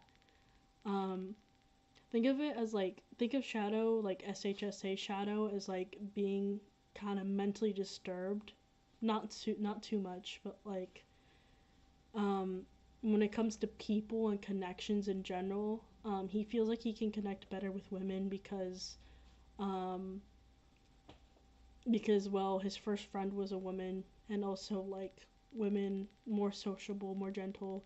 I know there's stereotypes, but I mean there's truth in them. Think of it as like someone cuddling a teddy bear like too much, to the point where like the seams rip out and like stuff like that. Um, I don't know if that's a really good analogy, but like I feel like Shadow has like a fear of making women uncomfortable. Like his fear stems from overthinking that a woman isn't gonna like him or find him weird, um, because he lost his only true friend at a very young age. But he deeply needs like validation and connection from a female figure in his life, if that makes sense. I felt like that would fit him, not just out of projection of myself, but I felt like that would fit him given the fact that like, well, even in the games, his all of his friends are women. You have Amy, you have Rouge, you have Maria. So he has a stronger connection to women than he does to men, and all of the men in the games in relation to him, he doesn't really, either he doesn't really care for, or he views as a rival, not necessarily as an enemy though. um and then the fear that Shadow has towards women that I've written kind of just stems, well, not just for myself, but like was thinking from the perspective of a high school boy. Given that it is in high school, a high school AU, thinking like, oh well, but like he's not like most men. He's like a nice. He wants to be a nice, caring guy. He wants to be polite. Because Shadow is polite. He is a polite guy. if you've ever played, I mean, his in the video games, he has a more transatlantic inspired voice, which that indicates that he is supposed to be polite and elegant. Same for his Japanese counterparts as well, voice actors. But when I was thinking about writing that specific part of him into Sonic High School Asylum, I was just thinking from the perspective, oh, well, if he was a teenage boy, he'd probably have some social anxiety around women, and because he deeply, like, admires, like, respects, craves their attention, but, like, he doesn't want to go about it in a weird way. But I have written for him to be too attached to a specific character, to the point where it doesn't really work out. Because sometimes that happens. Sometimes, like, you do stuff that you mean well and you try your best to walk around eggshells, and it still makes someone uncomfortable. It still doesn't please someone the way you thought it would. I mean, that can happen. That's just human relationships. But yeah, I've thought about that. Shadow is one of those characters I've put in the most writing ideas into. Cause, like, to me, I feel like him, Amy, and Sonic are like the bread, and Tails. Tails too. I've written a lot of ideas for Tails. Him, Amy, Sonic, Tails, and Blaze are like the bread, like the glue that holds everyone else together. All the other characters together. I did write a lot for Rouge, but she's supposed to be like a side character. Same for Knuckles. Tails, I would say yes, but he has his own arc. Knuckles and Rouge also have their own arc that I've planned, but, like, it's separate. It's separate. It doesn't really have much to do with, like, the main characters. Like, for me, what I consider the main characters, I consider Amy, Sonic, and Shadow, actually. But to me, Blaze and Tails, they hold the glue between the main characters and the side characters as well. Phobia of any kind is hard to live with while also feeling equally weird about having said phobia when confronted. You know who you are as well as your own lived experiences. Also, oof. Thank you. Like I said, for me, it's just the fear of, like, if I come out and say that I have a fear of women, like an irrational fear of women, I am afraid of being called a pick-me and then being further rejected. Yeah.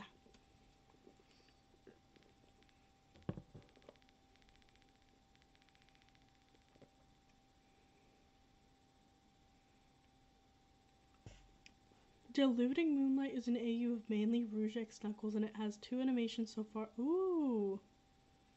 Wait, I might look into that. That sounds interesting. I'm like trying to eat the rest of this taro.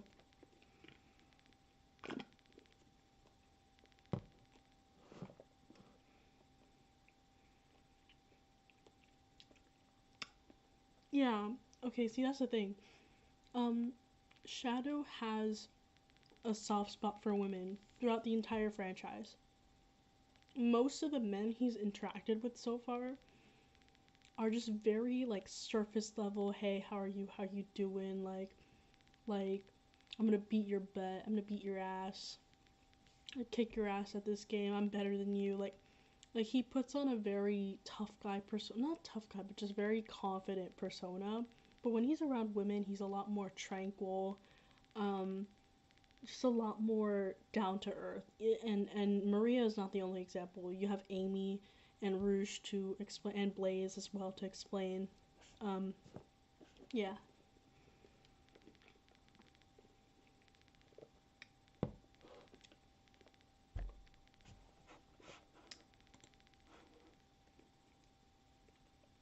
What plans do you have for Blaze? So,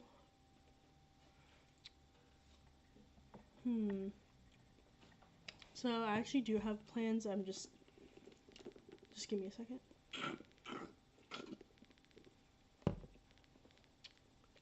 Even though the boba balls taste hard because I freeze them, they still taste good.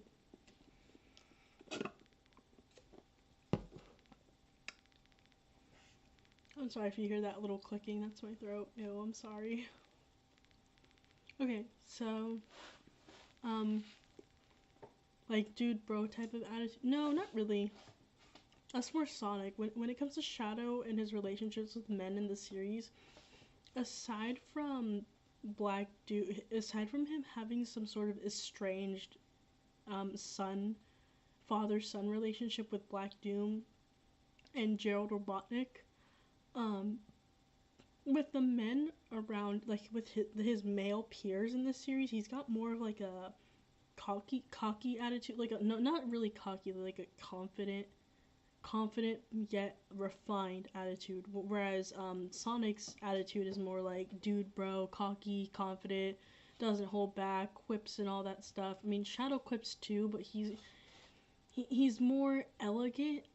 Like he has a more expansive vocabulary, in my opinion. Yeah.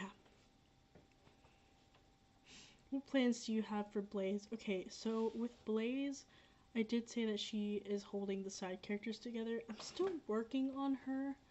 I have a very good memory, so I can like log all the character arcs and stuff I've had in my head. I plan in my head, but with Blaze, I'm still, because Blaze is meant to be a counterpart to Silver as well, but I'm still working on Silver. Originally I wanted Silver to be a trans woman, but I don't really know if I agree with that anymore. I Because given like Silver's future, I want. I feel like when I think about the future, I think of a genderless society.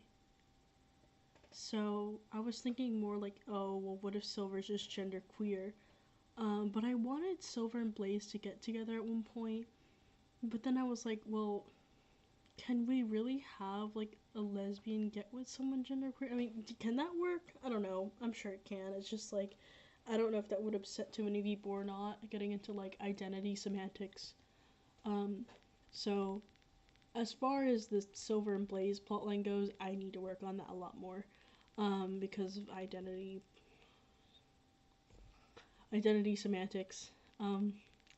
Anyways, but with Blaze herself, I need to work on herself because, like, I don't. One of my biggest pet peeves is writing a character that only serves as a tool to progress other characters.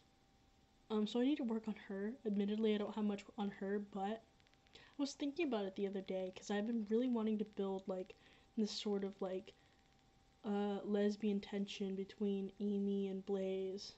Um, like not necessarily a will they won't they, more like a yearning sort of thing, but it's mostly one-sided. Um, that's what I was thinking to have with Blaze and Amy. Um, But what I really wanted to write was like, oh, well, Amy over time becomes more like the outgoing party girl because she hangs out with Rouge all the time now, and it's not Blaze anymore. And Blaze is like more of a shut-in, more of the studious type. Blaze is getting ready to be a princess. Actually, I remember what I had planned for Blaze as a character. Blaze was gonna start off going to public school, but then switching to private school abruptly. And you wouldn't really see her in the series as much after the big party um, because she has to go to private school to be like getting prepared to be a princess because suddenly her parents died. I was just thinking of something like that.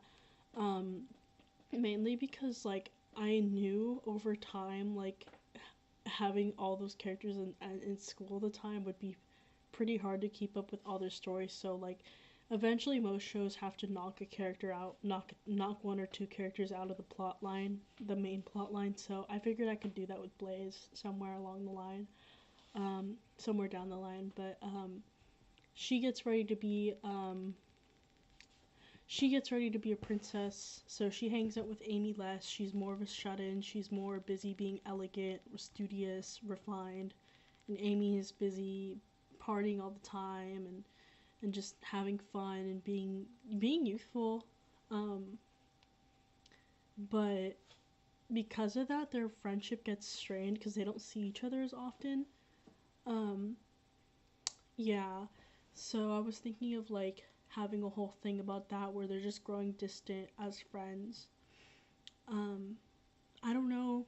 I hope that sounds good because I really want there to be like um, some sort of Yuri-ful tension between Amy and Blaze. But it's supposed to be doomed, okay? So don't get your hopes up. Yes, lesbians can be with genderqueer since genderqueer is a broad term for non-binary people, I think. Yeah. Okay. I want to hear more about Cream and Rouge too. I know we talked a little about Rouge and her background, but I'm also curious about Cream. Okay, so for those who don't know, because only Mimi knows and Bree knows, but I've planned for Rouge to have more of a background where she grew up in poverty. She grew up a little bit like rough.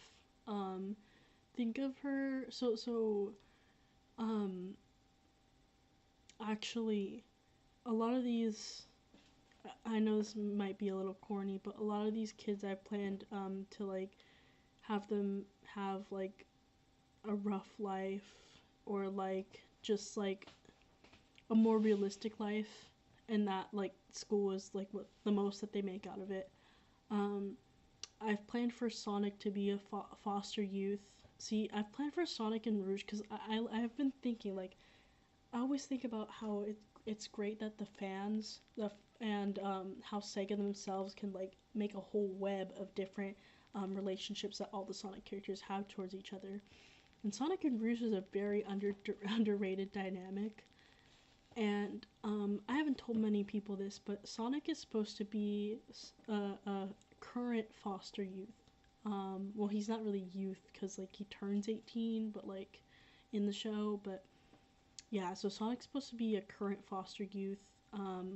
His whole thing is that he sleeps around, not like that, or well, kind of like that too, but we'll get to that. um, like he sleeps around and like couch surfs and um, but he mainly sleeps at Tails' house because they're best friends. Tails lets him. Um, and technically, Sonic doesn't really have a family, but he's close to not being foster youth, so he doesn't feel safe being in the shelters anymore. Nothing bad happened. He's just too old, and he has a friend that's willing to let him sleep over or stay live with him, so it works out. Um, Meanwhile, Rouge is supposed to be sort of similar, but not quite. She's supposed to be, I've written her to be a former foster youth, meaning that she was once in the foster care system, but isn't anymore. Um, and, yeah, so she's not in, so, like, I've planned that for her, but, because I really was thinking, like, bats in general, they are very, what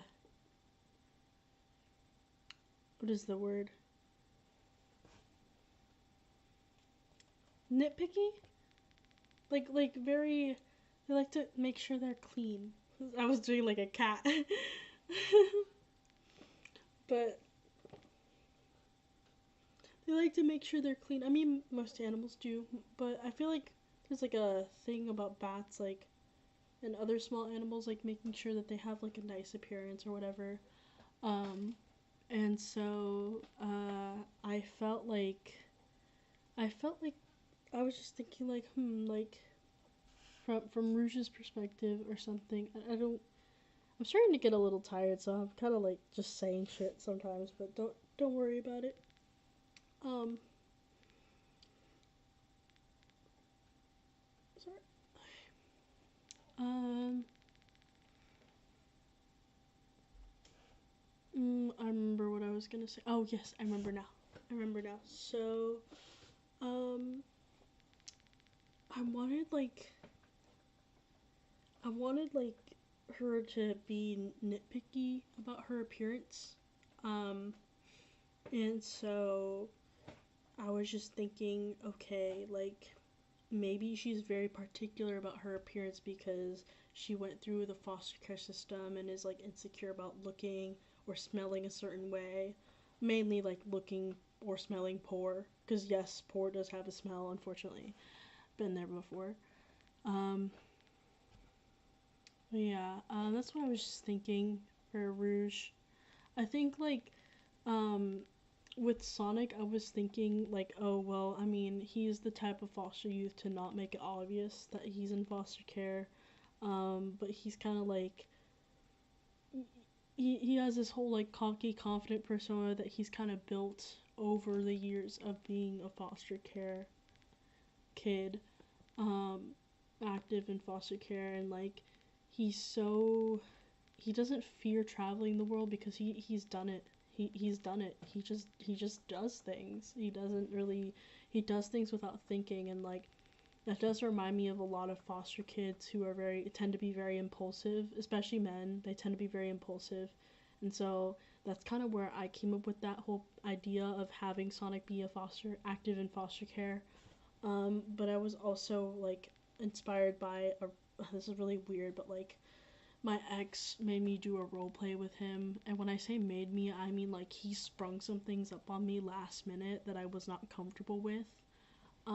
But originally the role play was a Sonato role play that was about this was also an inspiration for Sonic High School Asylum, but I never talk about it because some of the stuff that he made me role play um was just weird. Um I remember I tried getting him to stop, but so we stopped for a day, but then he tried to get me to do it again. It was just one of those things where he would get me to roleplay with him pretty often. Whenever I was uncomfortable, he would kind of not listen. And with the Sonato stuff, that was a case of that where he just didn't listen. But that roleplay originally was the premise of it was high school. It said in high school. That's part of the inspiration for Sonic High School Asylum.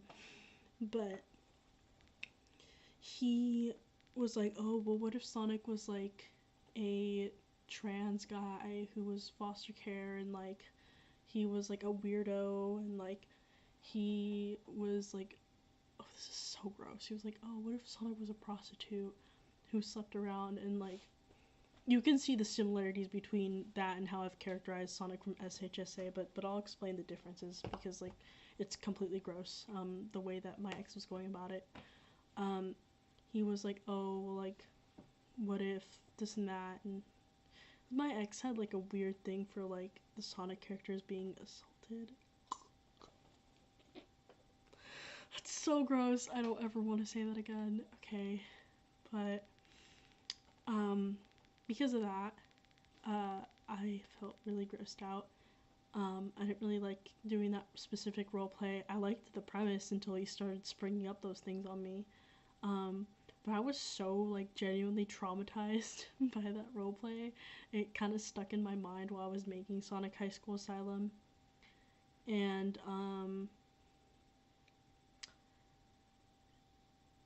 it kind of crept its way back while I was working on it, and it is subconsciously. I think that's the reason why Sonic has a skirt. Um, but I decided not to make Sonic trans. I feel like that would just be too difficult, given that he's the main character. Um, and also given that he's not really canonically trans. Like I know, like I've made some changes in my AU, but like he's like the main character. I feel like I can't tweak him too much. Him already wearing a skirt is like pushing buttons on a lot of different types of people. Um, but then the whole like thing that I've made him that I've written out for him to like, oh yeah, like he's just kind of promiscuous. Like it's it's not like he does it for money. And I don't try to relate that to him being a foster care because when my ex was trying to do that, it felt very I was offended.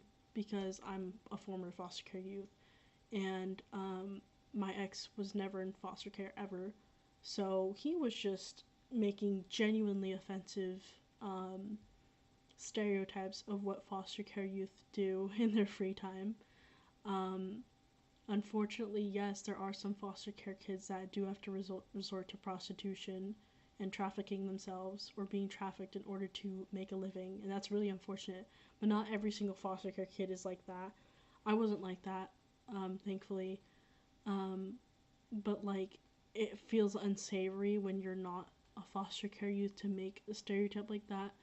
In my case, I decided to make Sonic someone who is like kind of promiscuous because he has a hole in his heart. Think of it as like a hole in his heart. He's afraid of commitment and he's afraid of intimacy. Um, but he has a hole in his heart from not having parents that care about him. So he does impulse. He's very impulsive, and a common behavior of impulsivity in teenagers or young adults is using drugs, recreational drugs, or having sex, a lot of sex. And for that reason, I was like, with the AU and the context of everything, I think like that would that could fit for Sonic. I know that's really weird to talk about because like this probably sounds really fucking retarded, really fucking corny. Be like, she's desecrating Sonic the Hedgehog with her stupid ass. And yeah, no, I get it. I get it. Don't worry. Like, I know I sound like really. I know it sounds really embarrassing. Like, really. I know it sounds dumb. Like, oh my god, it's kind of corny to talk about it. But like, I try to like remind everyone who hears about my ideas that like, no, this is not how I view the actual Sonic characters. This is just for my AU, and like, I'm just contextualizing the fact that they're in high school and that they're young adults. Like, that's it. But yeah. Hopefully that makes sense. Yeah. I mean, that's kind of why I planned for like Sonic and Amy to have like a toxic situationship because Sonic has a hole in his heart. He does. It's not like he lacks empathy, but it's more like he he just needs to mature. He craves intimacy and connection and transparency, but he doesn't. He's too afraid to commit to all of those, and he's too afraid to commit in general. Whereas Amy has a hole in herself that she feels like she needs to fill that void with love, with someone who loves her, with validation, and she desperately wants intimacy and connection and like security, but she's looking in all the wrong places, and Sonic happens to be one of those places that she's just not. She's there, but she's not at the right location. She's looking in the wrong place, and Sonic is the wrong place. So that's how I've decided to write their relationship. And I'm hoping that now that I've said that, the weird little, like, promiscuity thing with Sonic makes more sense and doesn't sound like I'm, like, trying to sexualize Sonic. Because that's not really my intention either. Yeah. I know that sounds weird with, like, oh yeah, that's because I was inspired by some weird shit my ex did. Like, I know that sounds bad, but, I hope y'all can hear me out. I hope y'all can, like, understand or something. Um, yeah, it's just one of those things that my ex did that was just very prominent and it kind of stuck in my head. And when I was making the high school AU myself, I just kind of remembered that all again and just it wasn't necessarily like, oh, let me just take some inspiration right here. Like not like that. It was just more like I guess it just stuck in my head and just kind of creeped back in somehow.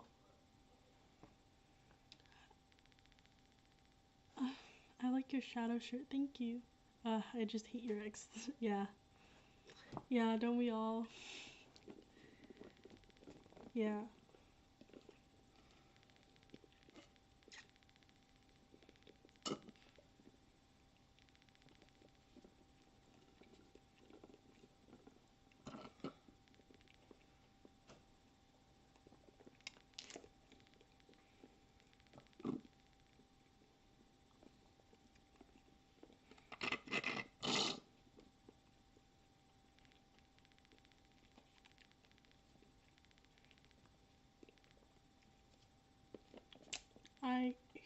I'm hearing you out, Felix. Don't worry. I know the story, but just know that coping comes in many forms. Yeah, no, for sure.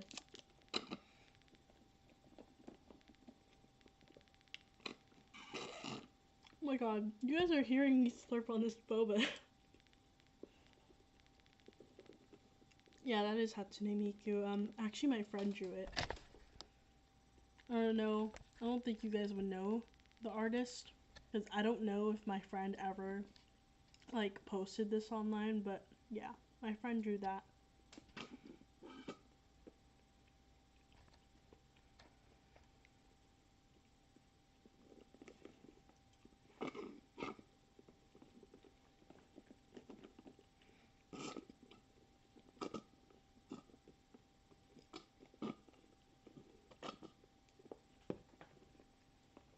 I actually get that a lot. Okay, let me read the comment out. Sorry, I'm eating a boba. I'm really excited to see where this goes. A big reason why I actually was interested in your project was mainly the dynamic between Amy and Sonic. Reminded me of something I was in. Yeah, no, Brie, I feel that. Like, again, I created that because Sonic boys are evil. Don't ever date a Sonic boy. If you're like over the age of 16, you know this by now. Like most people who are like 17, 18, 19, they know, yeah, no, don't ever date a Sonic boy. Um don't ever date a Sonic boy. Like don't ever date a Sonic boy. Like if you're under the age of 17 and you don't know this by now, please don't ever date a boy who says that they like Sonic unless you're like absolutely 100% for sure certain that they're not gonna break your heart. Don't just don't trust me, just don't. And it's not just because of my relationship. I'm telling you, like, um I have my friends have all dated Sonic boys or have tried to. It just doesn't work out well. Don't even bother. Don't even bother. What kind of relationship do Rouge and Knuckles have? Um, oh, Nostalgia Gotcha XX says, wait, is this an AU? Okay, you've just joined a random live. Okay, hi. Hello, let me introduce myself real quick. So this was a live stream where I was explaining my absence. I have around, I think, 10k subscribers and 13k on TikTok, and 12k on my other TikTok account.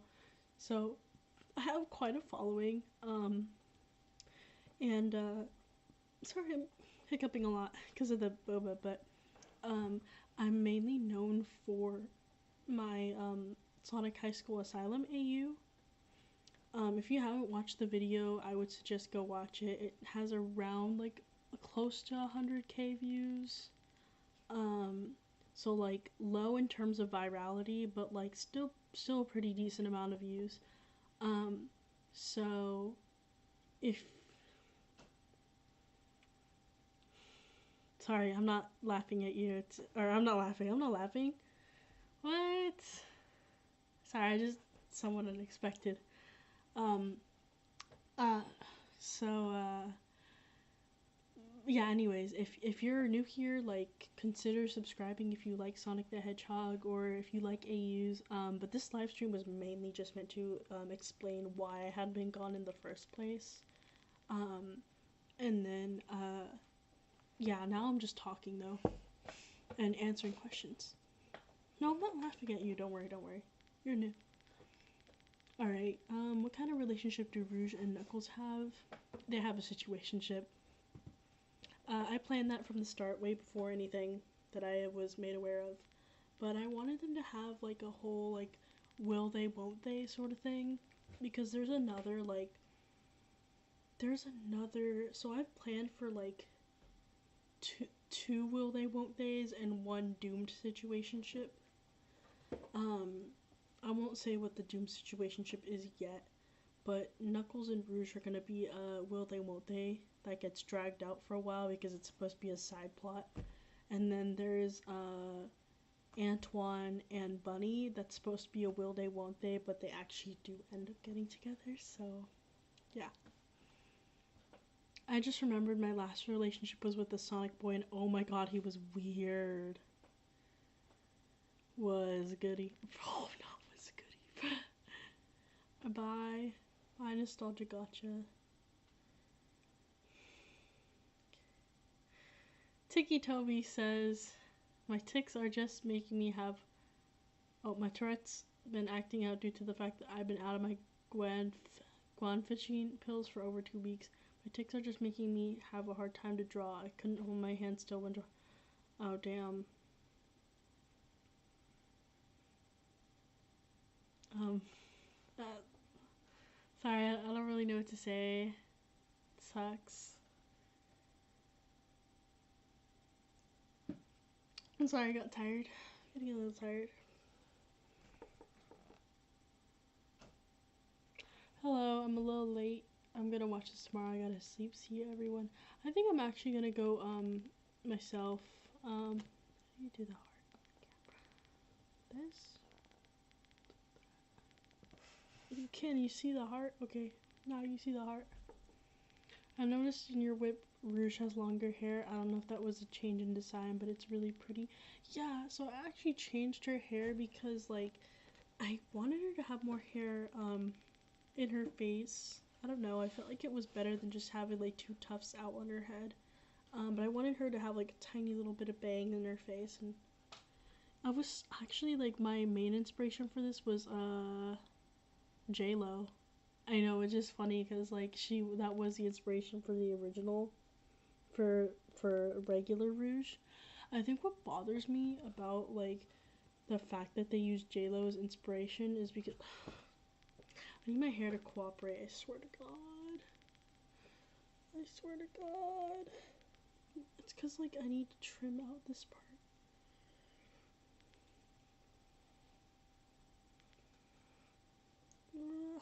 Poop. I don't know why I care so much about my hair right now. I'm literally about to go to sleep. But anyways,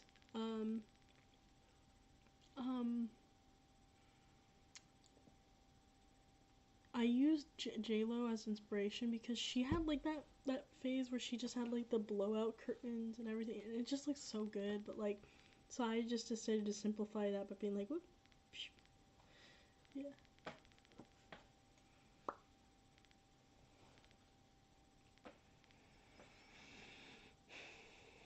I'm sleepy now. I'll be honest, I'm quite tired, and I need to rest. I need to heal my throat and everything. I'm going to the mall tomorrow, so that's actually why I straighten my hair. Real ones know that my hair is not straight. Like, you can kind of see it. Is it? I think, yeah, you can kind of see it there. Like, it's a little, like, it's more curly than that, to be honest. But I Dyson air wrapped it and stuff, so. Ugh. Anyways, good night.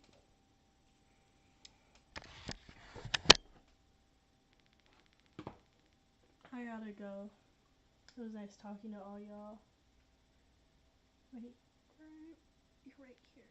Oh my God, I need to talk to my boyfriend. I miss him. Good night, everyone. Thank you for all the questions about me and Sonic High School Asylum.